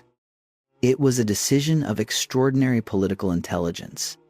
A declaration of war against Antony would have been Roman civil war.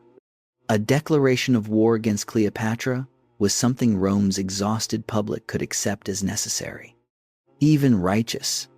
The most consequential political partnership in the ancient world had just been declared the enemy of Rome, and the battle that would determine everything was already being assembled on the waters of the western Greek coast. Chapter 7. The Propaganda War. How Rome rewrote her story while she was still alive. Hold a specific image in your mind. It is the year 31 BCE. In the city of Rome, a poet named Horace is writing. He is one of the finest literary minds of his generation, working in a city that understands, perhaps better than any before it, that stories are a form of power. The poem he is composing will celebrate the Battle of Actium, which has just been fought on the western coast of Greece, and in it, he will describe Cleopatra as a fatale monstrum, a deadly monster, a mad queen who plotted catastrophe for Rome and whose death by her own hand was, in his framing, the one dignified act of an otherwise destructive life. Cleopatra is still alive when he begins writing this. That detail matters more than it might initially appear. The propaganda war against Cleopatra did not begin after her death, when she could no longer respond. It began while she was still a reigning queen, still in possession of armies and navies and the resources of the wealthiest nation in the Mediterranean. It was waged against her in real time by a man who understood that destroying her narrative was as important as defeating her militarily. That man was Octavian, and he was, by any reasonable assessment, one of the most gifted political communicators of his age. To understand what he was doing and why it worked so completely, you first need to understand the political problem he faced in the late 30s BCE. He wanted to eliminate Antony. Antony was his rival for sole control of the Roman world, the last significant obstacle between Octavian and permanent power. But Antony was Roman. He was a decorated general with deep connections to Caesar's legacy, a popular figure with a genuine military following and a claim to Roman virtue that could not simply be dismissed. Attacking Antony directly meant Roman civil war. And Roman civil war meant that Octavian would be presenting himself as one more ambitious general, destroying what remained of the Republic for personal power. That was exactly the image Roman public opinion was most disposed to distrust. He needed a different story. He needed Antony to be not a Roman rival but a Roman victim, a man who had been corrupted and captured by a foreign power, whose actions in the East were not the expression of his own ambitions, but the result of Eastern enchantment. He needed the coming confrontation to be not civil war, but defense. Not Roman against Roman, but Rome against an external threat to everything Rome represented. Cleopatra was the solution, by making her the official enemy, by constructing her as the dangerous Eastern force that had seduced Antony away from his Roman identity and his Roman duties. Octavian could frame the entire conflict in terms that Roman public opinion would find not just acceptable but necessary. Rome was not destroying itself again. Rome was defending itself against a foreign queen who threatened Roman civilization itself. The machinery he used to distribute this narrative was sophisticated by any standard. Rome's literary culture in the late 1st century BCE was extraordinarily rich, and many of its leading figures either actively supported his political vision or found it wise to write in ways consistent with it. Horace's ode on Actium established the foundational image. Cleopatra's fatale monstrum, mad, corrupted, surrounded by a diseased flock of men who had lost their Roman identity in Egyptian luxury. The image was vivid and effective, and entirely consistent with Octavian's political messaging. Whether it reflected Horace's genuine assessment or his understanding of what it was safe and rewarding to write in the political environment of 31 BCE is a question the evidence cannot resolve. Probably, it was both simultaneously, which is how effective propaganda works at its best. It gives talented people something they can believe while also serving the interests of power.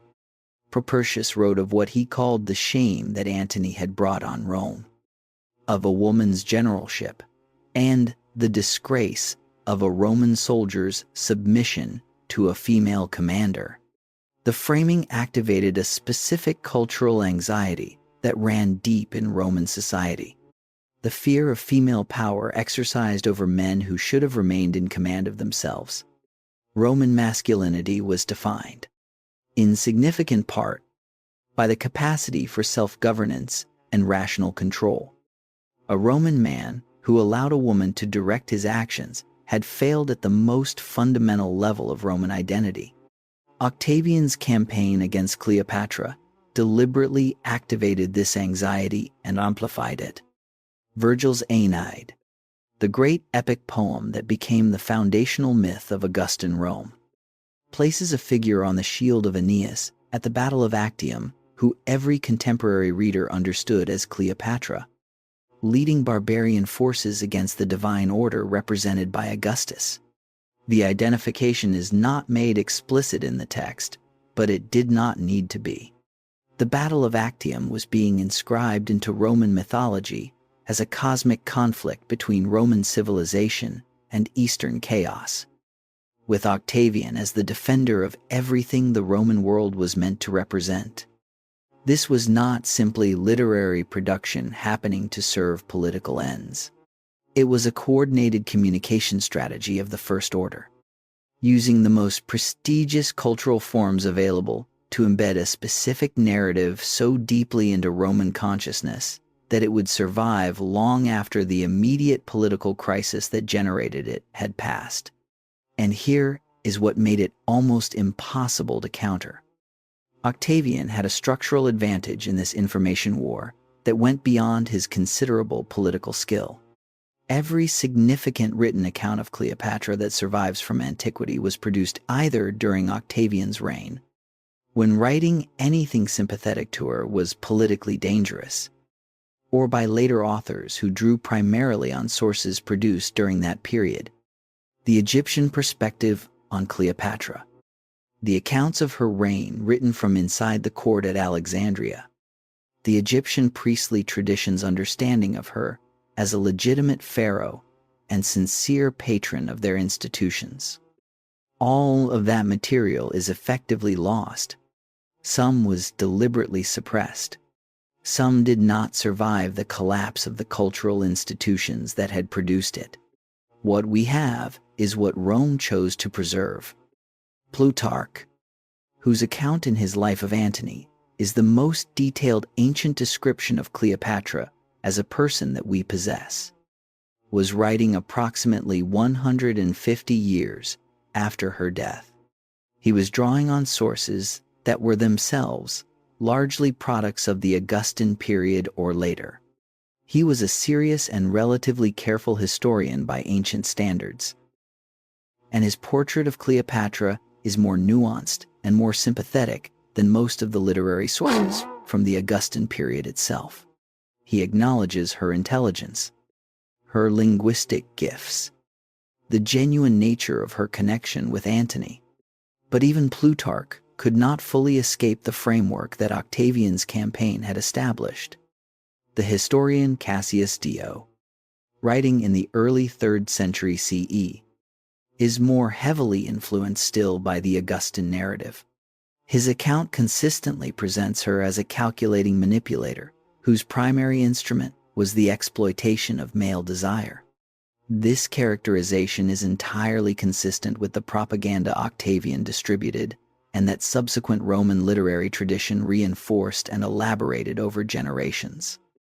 None of these authors were fabricating in the simple sense. They were working with the sources available to them, applying the interpretive frameworks their cultural moment provided. But the fundamental asymmetry remains. We have the Roman story. We do not have the Egyptian story. We have the accounts of people who needed Cleopatra to be a certain kind of figure. We do not have the accounts of the people who knew her as their queen, who attended her at the temples of Isis, who administered her kingdom under her authority, who understood her within the pharaonic tradition she had made genuinely her own. The medieval period received her primarily through Latin texts, filtered through the moral framework of Christian scholarship.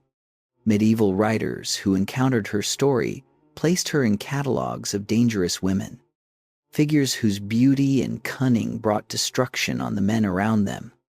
Shakespeare's Antony and Cleopatra, written around 1606 and drawing on Thomas North's English translation of Plutarch, is the most sophisticated literary engagement with the historical material that Western culture produced before the modern era. His Cleopatra is a figure of genuine complexity and theatrical power. Her intelligence is present and real. The play refuses easy moral judgment. But even Shakespeare's Cleopatra exists almost entirely through her relationship with Antony. A specific example makes this concrete. The play begins when the political crisis with Rome is already fully developed. The queen who governed Egypt for a decade before she met Antony, who managed famines and rebuilt temple complexes and stabilized a declining economy, simply does not appear. Not because Shakespeare was indifferent to her complexity, but because the sources available to him did not contain that story. The 19th century added the layer of Orientalism, Western culture's tendency to project onto the East a fantasy of sensuality, irrationality, and dangerous femininity found in Cleopatra, its most potent ancient embodiment. Painters produced an enormous body of Cleopatra imagery, emphasizing luxurious settings and exotic eroticism that told you considerably more about European male fantasy than about anything recoverable from 1st century BCE, Alexandria.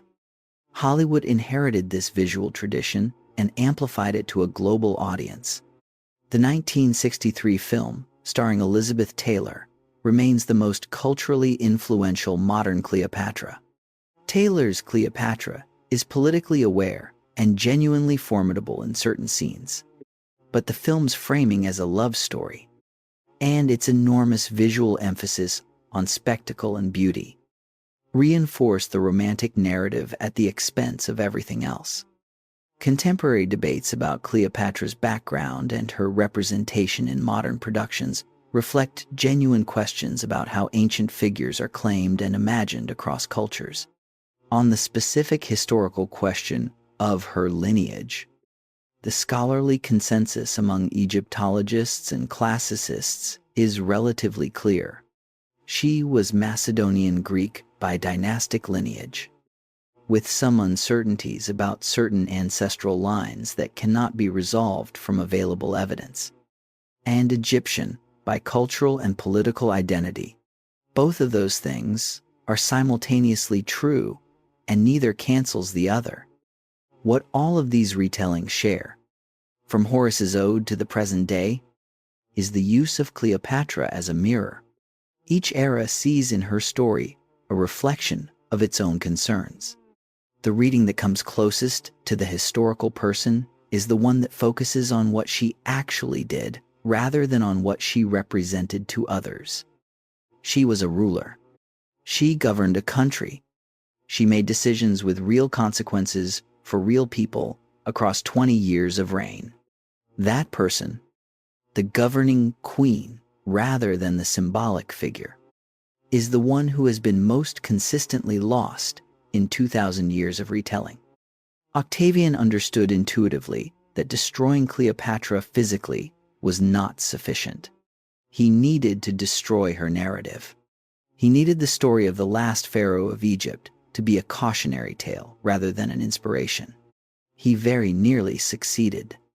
But the most dangerous thing about telling the story of a remarkable person badly is that the remarkable person keeps showing through anyway.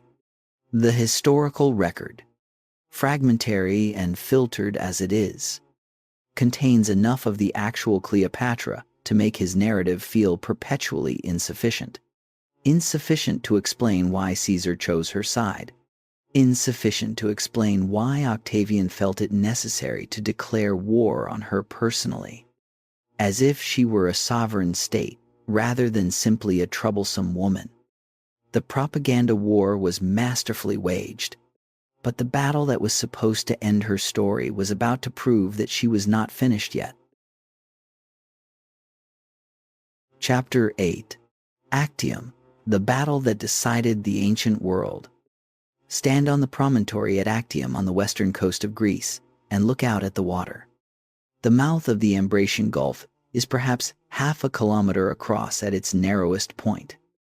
A channel of dark blue water between rocky headlands where the open Ionian Sea pushes against the enclosed bay behind. On the 2nd of September, 31 BCE, this water was covered with ships, hundreds of them, arranged in battle formation across a front several kilometers wide. The combined naval forces of Mark Antony and Cleopatra on one side, the fleet of Octavian under his admiral Marcus Agrippa on the other. What happened that afternoon would determine who ruled the Roman world. it would also shape the final chapter of Cleopatra's story in ways she was still trying to influence even as the battle unfolded.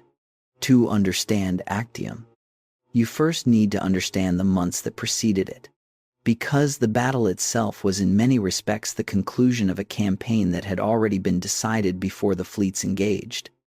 Antony and Cleopatra had spent the winter of 32 to 31 BCE at Patrae on the Greek coast, assembling what should have been a formidable combined force. Their fleet numbered in the hundreds of ships, with ancient sources giving varying figures across different accounts. Their land forces included a significant number of Roman legions, along with contingents from Eastern client kingdoms aligned with their partnership. On paper, the force was substantial, but paper strength and actual fighting capacity are different things. And by the time Actium approached, the gap between them had grown serious. Agrippa, Octavian's admiral, had used the months before the main confrontation to conduct a highly effective campaign against Antony's supply lines, capturing several key ports along the Greek coast and cutting off the flow of provisions to the assembled force. By the summer of 31 BCE, Antony's army and fleet were suffering from shortages that had begun to affect both health and morale.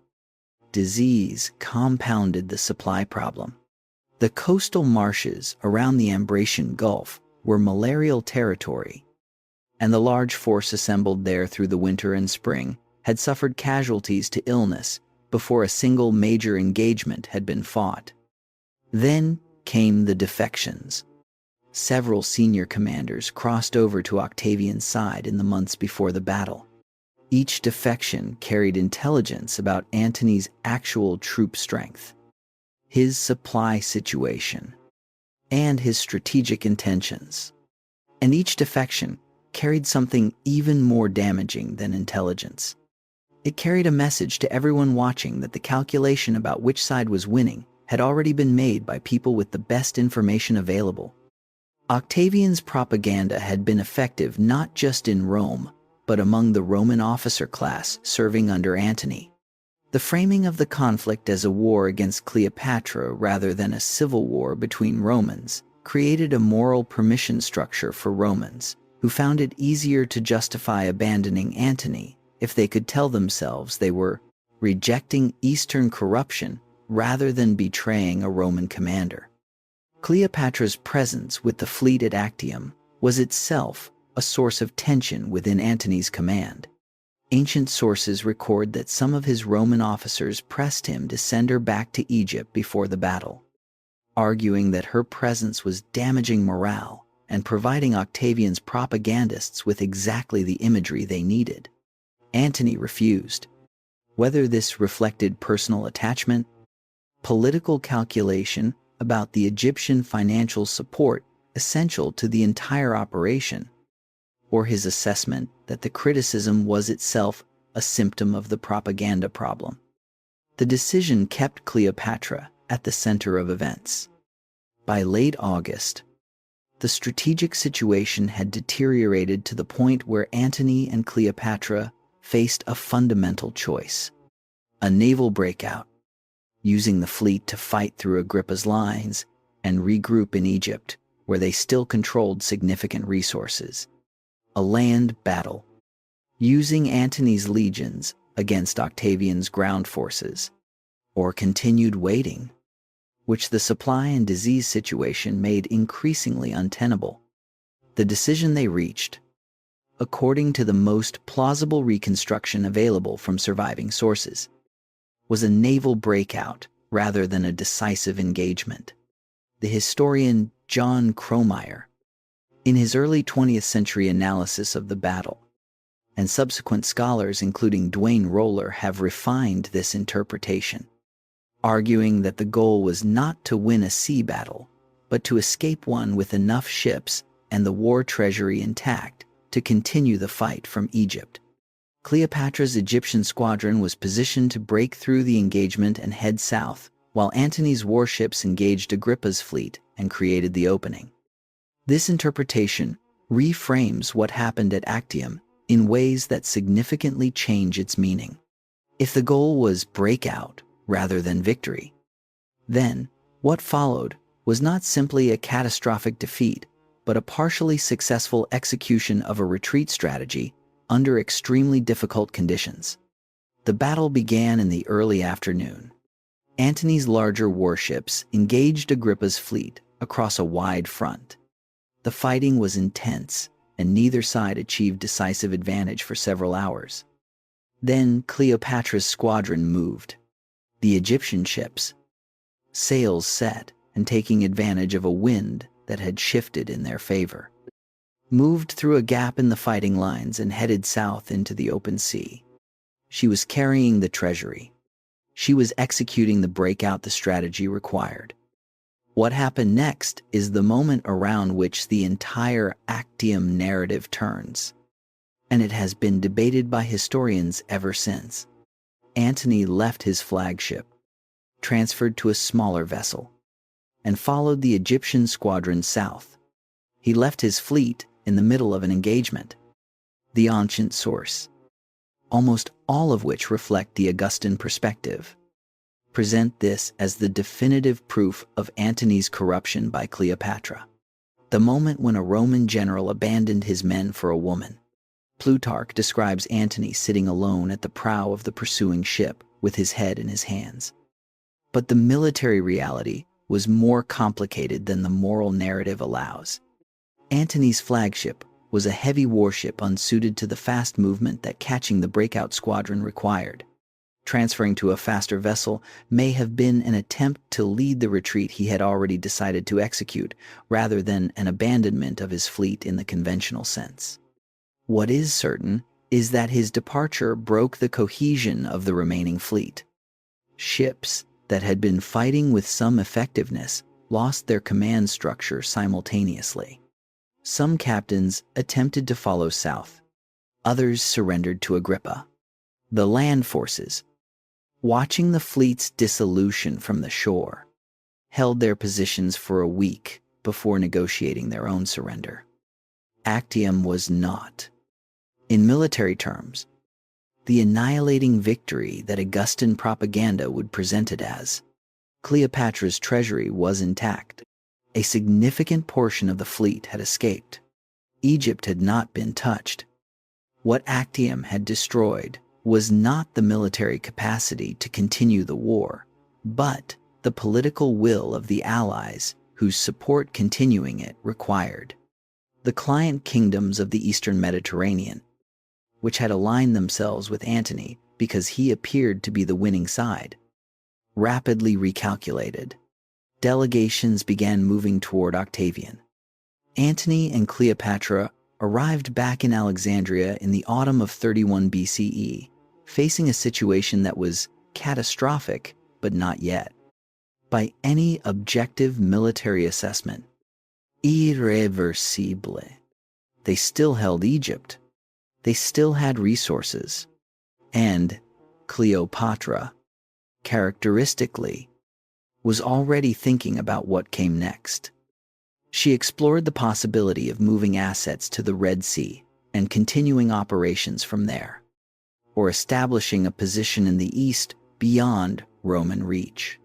The project was eventually abandoned when ships that had been transported overland were burned by Arab forces aligned with Octavian. The eastern escape route was closed. But she had not finished playing. The final months of her story were about to demonstrate, more clearly than anything that came before, exactly what kind of mind she possessed, and exactly how far she was willing to go to protect what she had spent her life building. Octavian was coming. The question was not whether she could stop him. The question was what she could still accomplish before he arrived. Chapter 9. The Last Moves, Diplomacy, Betrayal, and the Fall of Egypt. In the months between Actium in September of 31 BCE and the fall of Alexandria in August of 30 BCE, Cleopatra conducted what was arguably the most sophisticated diplomatic campaign of her entire reign. She did it with a kingdom that had effectively lost the military confrontation. She did it simultaneously on multiple tracks, each one pursuing a different possible outcome, each one calibrated to the specific information she had about Octavian's intentions and her own remaining leverage. And she did it while managing a partner whose psychological state was deteriorating in ways that complicated every calculation she was making. Almost every popular account of these final months presents them as a story of decline and despair. A queen waiting for the inevitable, losing hope until she chooses death over capture. The historical record, read carefully, shows something considerably more interesting. It shows a ruler who had not stopped working. She sent Octavian a formal communication, accompanied by the royal scepter and crown of Egypt, the symbols of pharaonic authority. The message was deliberately calibrated to be readable in multiple ways. It could signal willingness to negotiate the terms of Egypt's future. It could indicate readiness to step aside personally if the right conditions could be found for her children and her kingdom. It was designed not to close options but to open them, to invite a response that would tell her something specific about what Octavian was actually willing to consider. Octavian responded. He sent an envoy with a message that was encouraging in tone, without being specific in substance. He indicated that her interests would be considered. He suggested that reasonable arrangements might be available. Anciennes sources, including Plutarch, describe Antony becoming suspicious of the attention Cleopatra was giving to this envoy and reacting badly. This detail has been used to suggest that Antony's emotional instability was interfering with her diplomatic efforts. What it actually illustrates is the fundamental tension of her position in these final months. She was attempting to negotiate a future that might require separating her fate from Antony's, while simultaneously managing a man who would have understood exactly what that kind of negotiation meant. She was also preparing other contingencies. Ancient sources describe her assembling significant quantities of treasure and, according to some accounts, substantial stocks of combustible materials in her tomb complex. The implication was not subtle. If Octavian tried to take her treasury along with her kingdom, he might find himself with neither. This was leverage. Real leverage, deployed deliberately to strengthen her negotiating position against a man who was counting on the wealth of Egypt to fund his victory celebrations and his subsequent political program in Rome, and running beneath everything else. The most important negotiation of all, the one the popular narrative most consistently misses. She was working on Caesarion. Caesarion was approximately 17 years old in 30 BCE.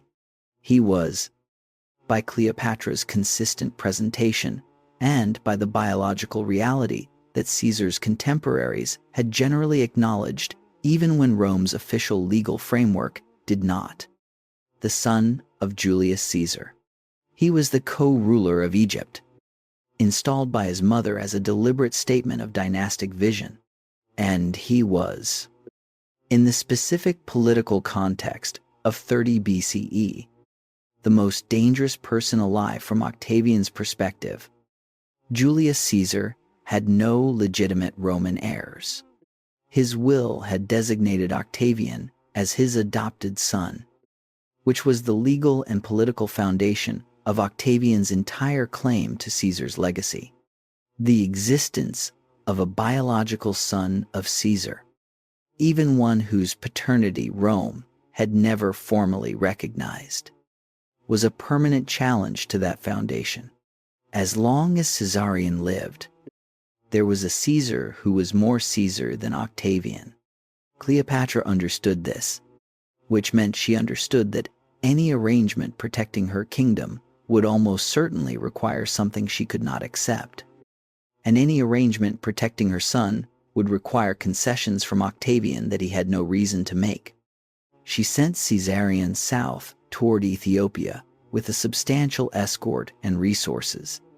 The route took him toward the trade networks connecting Egypt to the wider Eastern world, toward a future in which he might survive outside Roman reach, even if Egypt itself fell. She had done everything she could do for him. Now she needed to know what Octavian actually intended for her. Antony's final weeks unfolded alongside her diplomatic maneuvering. He made a direct military challenge to Octavian's advancing forces in the late summer of 30 BCE, leading a sortie that initially achieved some success. Ancient sources describe him returning to Alexandria afterward with genuine enthusiasm about his soldiers' performance. But the strategic arithmetic was unforgiving. No tactical success could change the fundamental picture. Octavian's forces arrived outside Alexandria. The military situation was past recovery. Then came the message that changed everything. Antony received word that Cleopatra was dead. The ancient sources differ on exactly how and from whom this message came, and historians have long debated whether it was accurate, a genuine misunderstanding, or deliberately false. And if false, who sent it and why? Some ancient sources suggest Cleopatra herself sent the message, an interpretation that would mean she made a catastrophic miscalculation about how Antony would respond. Other interpretations suggest a garbled communication or a third-party deception. The evidence does not permit a definitive conclusion. What is certain is what happened next. Antony, in a state of profound psychological fragility, attempted to take his own life. He wounded himself seriously, but did not die immediately. He was brought to wherever Cleopatra was. The sources place this in her tomb complex. He died in her presence. A decade of partnership, 3 children, the vision of a reorganized Mediterranean that they had built together and then watched come apart. All of it ending in the most violent and intimate possible terms. In the tomb she had built for herself. In the city she had governed for 20 years. She did not have long to grieve. Octavian was outside the walls. The meeting between Cleopatra and Octavian that followed shortly afterward is one of the most fascinating and least understood episodes of the entire story. Ancient sources describe it in terms that emphasize Octavian's composed manner and Cleopatra's attempts to appeal to his sympathy and his self-interest. She presented herself in grief. She showed him letters from Caesar. She argued for her children's futures. What the ancient sources present as a failed emotional appeal was almost certainly something considerably more strategic. She was reading Octavian in precisely the way she had read every significant political counterpart of her career, trying to determine what he actually intended and whether any arrangement remained available. Octavian was polite. He was even reassuring in a studied way that communicated nothing specific. He told her that her interests would be considered. He gave no concrete commitments. She had been in enough rooms with powerful men to know what that meant. She received intelligence. The ancient sources are not fully in agreement about its source. That confirmed what his careful non-commitments implied. He intended to take her to Rome, not as a negotiating partner or a client queen managing a transition of authority, as a prisoner, as the visual centerpiece of his triumph. The foreign queen displayed in chains through the streets of Rome, the embodiment of the Eastern corruption that his victory had saved Rome from.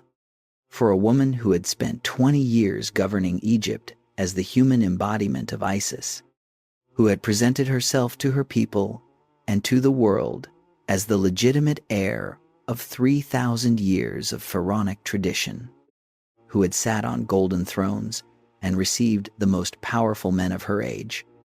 The prospect of Octavian's triumph was not simply personal humiliation. It was the final visual confirmation of everything his propaganda had claimed about her, that she had always been a trophy rather than a ruler. She had one remaining option. She took it. The specific method of her death is genuinely uncertain from the sources available to us. The asp, the Egyptian cobra that has become the defining image of her end, appears in Plutarch's account as the most widely believed explanation, while he himself acknowledges uncertainty.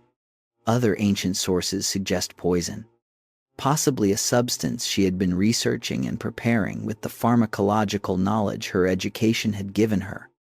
The classicist Andrew Meadows and other modern scholars have noted that the specific details in the ancient sources are inconsistent enough to suggest that the circumstances were either genuinely uncertain to contemporaries or were deliberately obscured in the immediate aftermath.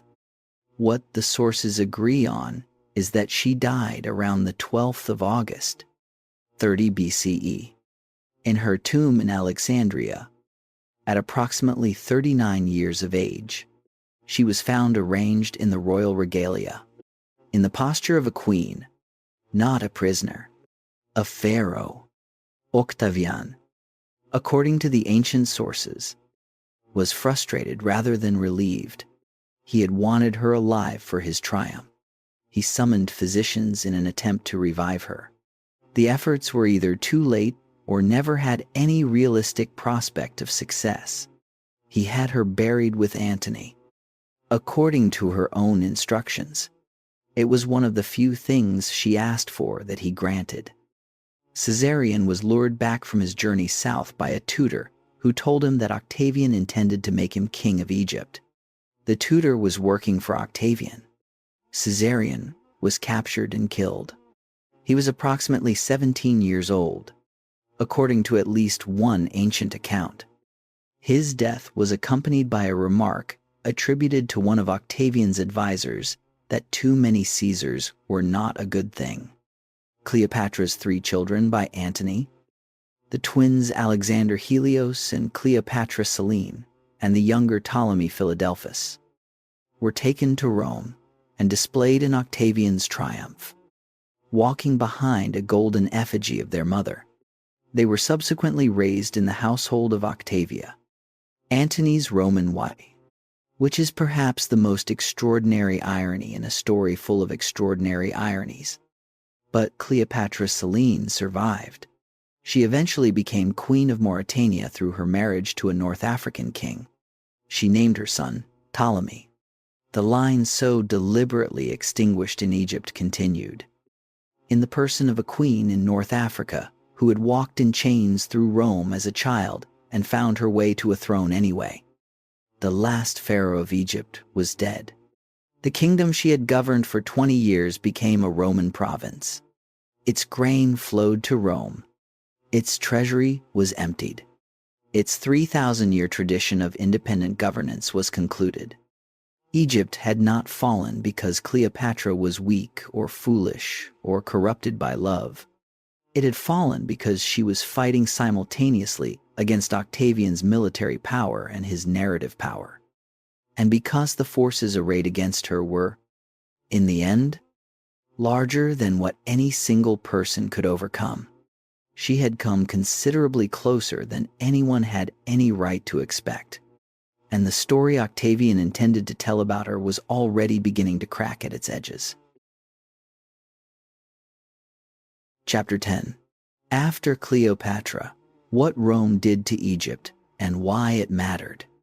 When Octavian entered Alexandria in August of 30 BCE, he did something with no precedent in Roman imperial practice. He did not hand Egypt to the Senate. He did not make it a standard province governed by a senatorial appointee answerable to Rome's collective institutions. He kept it for himself. Egypt became, in the administrative arrangements Octavian put in place immediately after the conquest, essentially his personal possession. It was governed by a prefect of equestrian rank, a deliberate choice that excluded the senatorial class from direct access to the province. Senators were actually prohibited from entering Egypt without explicit imperial permission, a restriction with no parallel anywhere else in the Roman world. The grain, the revenues, and the administrative apparatus all answered to Octavian personally rather than to any collective Roman institution. The reason was the same reason that had made Egypt central to Roman calculations for the previous century. Egypt fed Rome. The Nile Valley's agricultural productivity generated surpluses on a scale that no other territory in the Roman world could match. The city of Rome, with its enormous population, could not feed itself from Italian agriculture alone. It depended on grain imports. And Egypt was the largest and most reliable source of those imports. Whoever controlled Egypt controlled the food supply of the capital. And whoever controlled the food supply of the capital controlled, in the most fundamental possible sense, the political stability of the empire. Octavian, who would rename himself Augustus and spend the rest of his long reign constructing the institutional architecture of Roman imperial power, understood this with perfect clarity. The wealth of the Nile Valley funded the armies, the building programs, the grain distributions to the Roman populace, and the general atmosphere of prosperity that Augustus used to legitimate his transformation of the Republic into what was effectively a monarchy. Cleopatra had spent her entire reign trying to prevent exactly this outcome. She had tried to make Egypt indispensable to Rome as a partner, rather than as a possession, to find an arrangement in which Egyptian independence and Roman power could coexist in a relationship of genuine mutual benefit. She failed to prevent the absorption, but understanding why she failed requires recognizing that the forces arrayed against her were not simply military. The logic of Roman imperial expansion, combined with Egypt's specific financial and logistical centrality, made some form of Roman control almost inevitable once the Republic began its transformation into an empire dominated by military strongmen. The physical transformation of Egypt after the conquest was immediate and systematic. Octavian toured the country and viewed its ancient monuments. Some Egyptian temples continued to receive imperial patronage. Augustus appears in pharaonic costume in certain temple carvings from the early imperial period, suggesting that the pragmatic accommodation of Egyptian religious tradition continued in modified form. But the character of the relationship had changed fundamentally. The Ptolemies, whatever their cultural distance from the Egyptian population, had governed Egypt as their primary kingdom. Rome governed it as a province, one territory among many, valuable for what it could contribute to projects centered elsewhere. The library and the Mausoleum continued to function under Roman rule, at least initially. The fire that spread during the Alexandrian War had damaged warehouses near the harbor rather than the main library complex. As scholars, including the classicist Lionel Casson, have documented, though the full extent of damage to various book collections in this period continues to be assessed by scholars, the library's actual decline was a slow institutional process, a consequence of the erosion of the royal patronage that had sustained it. Scholar kings, who had funded it as a statement of cultural ambition, were replaced by Roman administrators with different priorities. The decline took centuries, not an afternoon. The Egyptian religious tradition did not disappear immediately either. The cult of Isis, which Cleopatra had embodied and amplified during her reign, continued to spread across the Roman world in the decades and centuries that followed. Isis temples were built in Pompeii, in Rome, in London, in cities across the northern extent of Roman territory. The goddess Cleopatra had presented herself as the human embodiment of attracted worshippers from Britain to the Persian Gulf, but the long-term trajectory under Roman and then Christian rule was toward suppression. By the 4th and 5th centuries CE, Christian authorities were actively working to close Egyptian temples. The temple at Philae, one of the last functioning centers of traditional Egyptian religion, was closed in the early 6th century CE, more than 500 years after Cleopatra's death. The 3,000-year tradition of pharaonic culture that Cleopatra had been the last ruler to genuinely inhabit was gradually dismantled by the accumulated weight of Roman administration, Christian religious policy, and eventually Arab conquest in the 7th century CE. The temples fell silent. The hieroglyphs were forgotten. The complex theological tradition that had produced the great monuments of Egyptian civilization became, over centuries, an archaeological mystery rather than a living heritage. What remained was the land itself. The Nile still flooded. The farmers still planted. The agricultural systems that had made Egypt the breadbasket of the ancient world continued to function, maintained by generations of farming communities whose connection to the land persisted through every political transformation above them. Cleopatra had spent 20 years trying to prevent this. She had maintained Egyptian institutions. She had funded Egyptian temples. She had spoken to Egyptian people in their own language for the first time in the history of her dynasty. She had presented to the world a vision of Egyptian culture as something more than a Roman resource. It was not enough to save the kingdom, but it was not nothing. Because what she left in the stone of temples and the faces of coins and the memory of a people would outlast the empire that defeated her. And understanding what that means is the question that drives us into the final chapter of her story. Chapter 11. 2,000 Years of Misrepresentation. Cleopatra in History and Popular Culture. She has never been forgotten.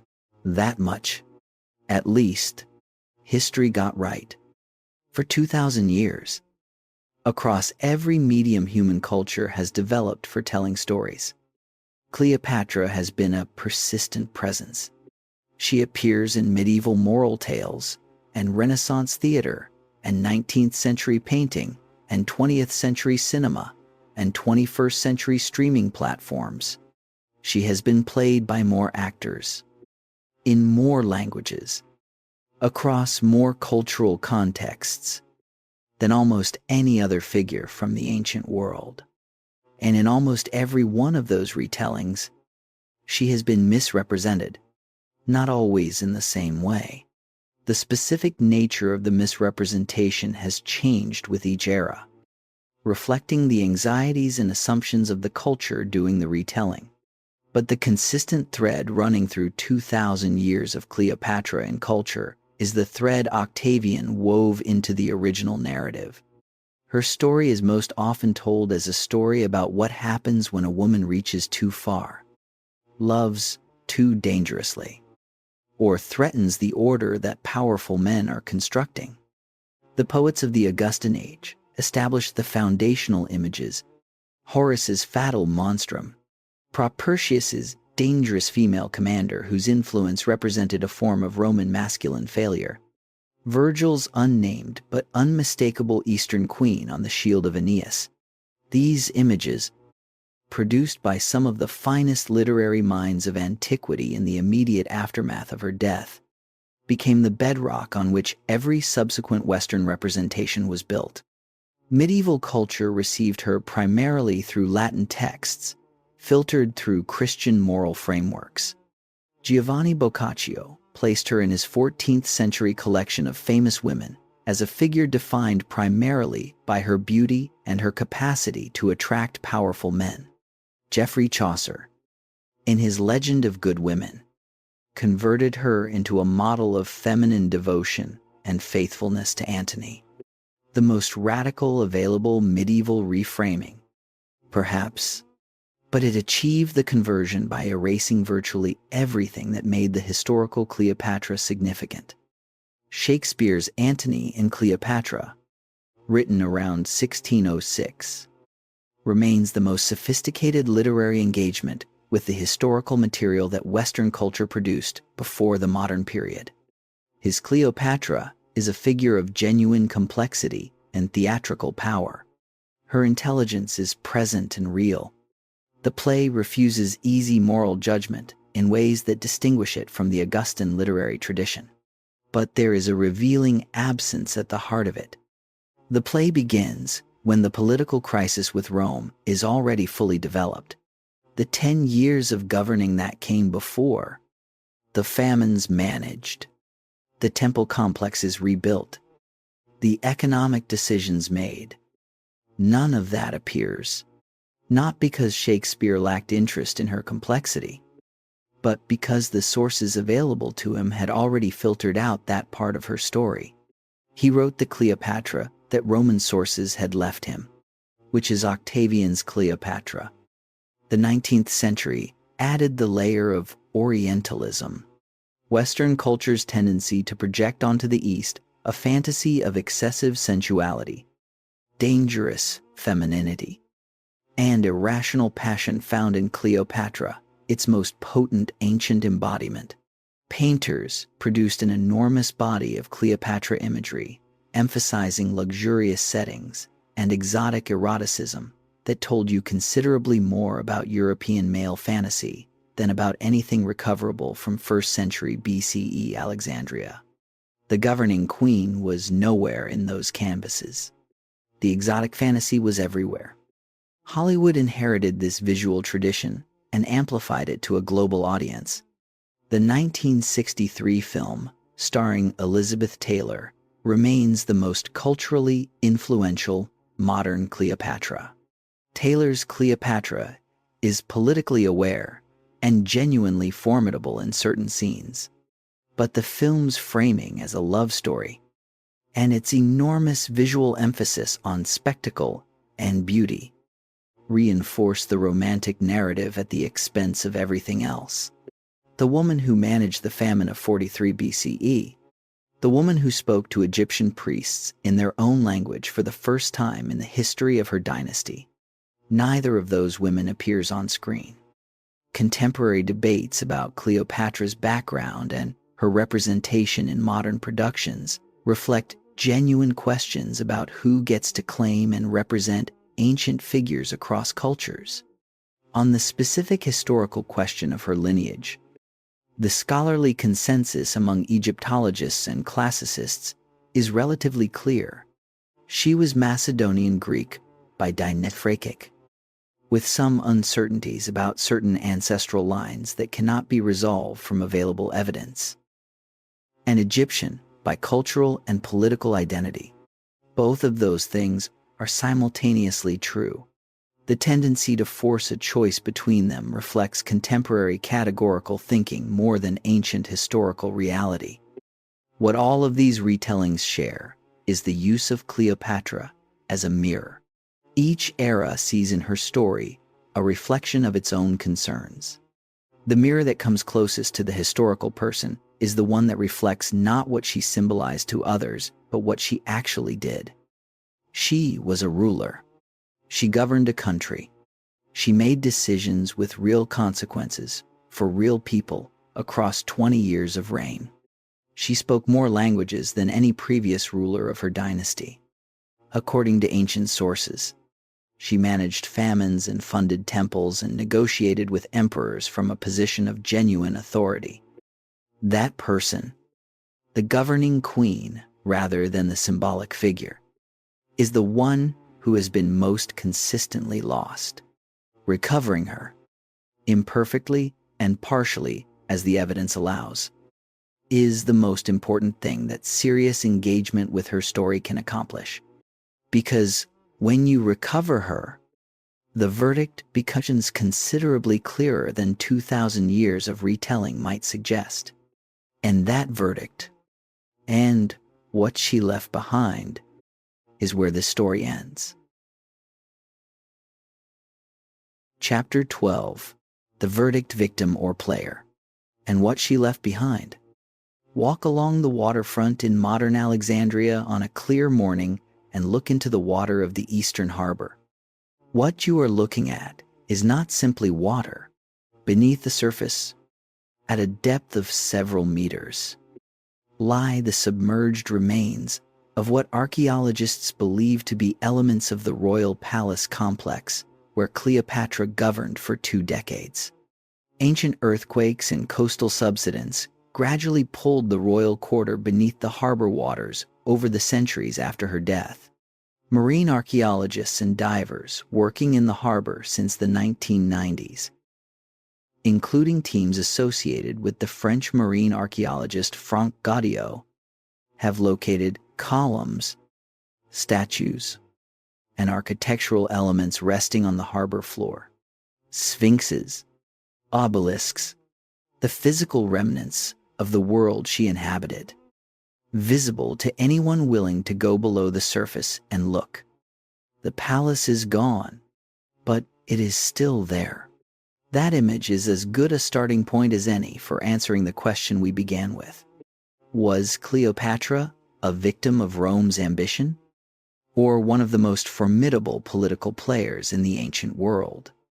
The answer is that she was one of the most capable rulers of her age, operating under conditions designed to make her fail, who came considerably closer to succeeding than the world she was fighting ever intended to acknowledge. And she lost anyway. Those two things are not contradictions. They are the most honest summary of what the historical record shows. Consider what she actually accomplished. She came to power at approximately 18 years of age as the ruler of a kingdom that had been declining for a century.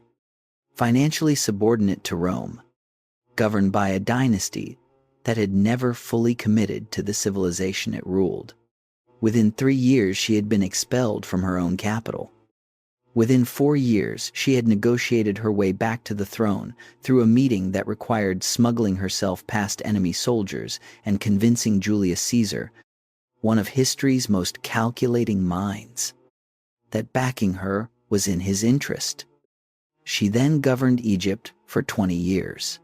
She maintained its institutions, funded its temples, managed its economy through crises, and presented to both her own people and the wider Mediterranean world a vision of Egyptian pharaonic identity more complete and more genuine than any of her Ptolemaic predecessors had managed.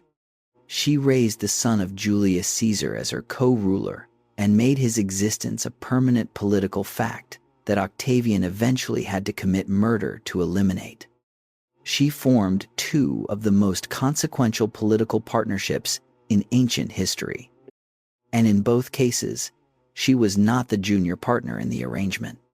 Caesar needed her as much as she needed him. Antony needed her more than she needed him. The resources she brought to both relationships were indispensable to the military and political ambitions of both men.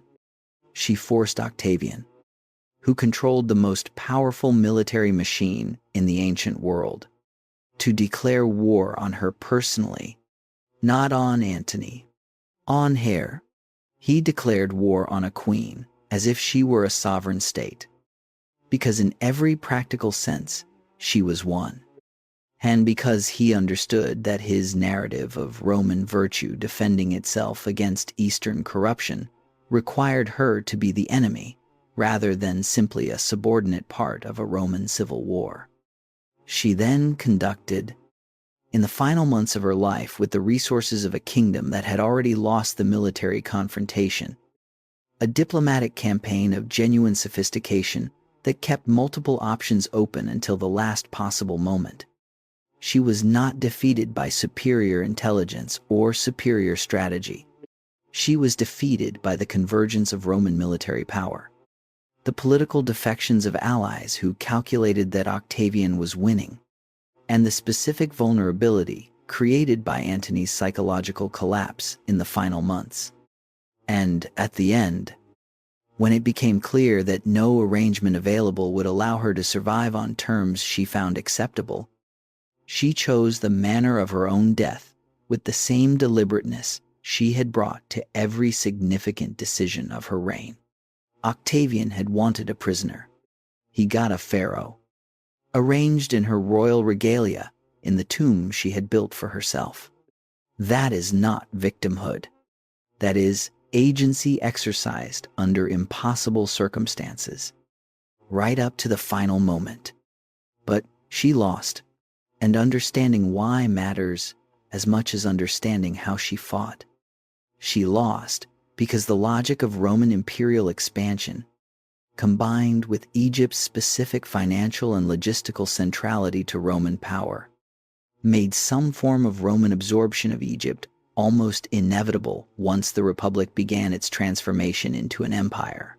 She lost because the specific form that transformation took created a political environment in which long-term partnerships of the kind she was trying to build were perpetually destabilized by the next round of civil conflict. She lost because Octavian was willing to sacrifice everything to achieve sole power, and that absolute focus made him more dangerous than any opponent she had previously faced. She also lost, and this deserves to be said directly, because the Roman political system had no institutional framework for what she was.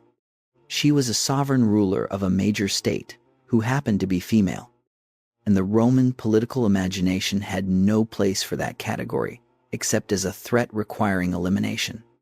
Octavian's decision to declare war on her rather than on Antony reflected his understanding that she was the more fundamental problem. Antony was a Roman going wrong. Cleopatra was a category that should not exist. Now look at what she left behind. Look at that coin in the museum case. The strong featured profile, the diadem, the expression of someone who makes decisions. That face has been in those museum cases for 2,000 years, and it still communicates something immediate and specific about the person who authorized it. Not a seductress, not a trophy, a ruler.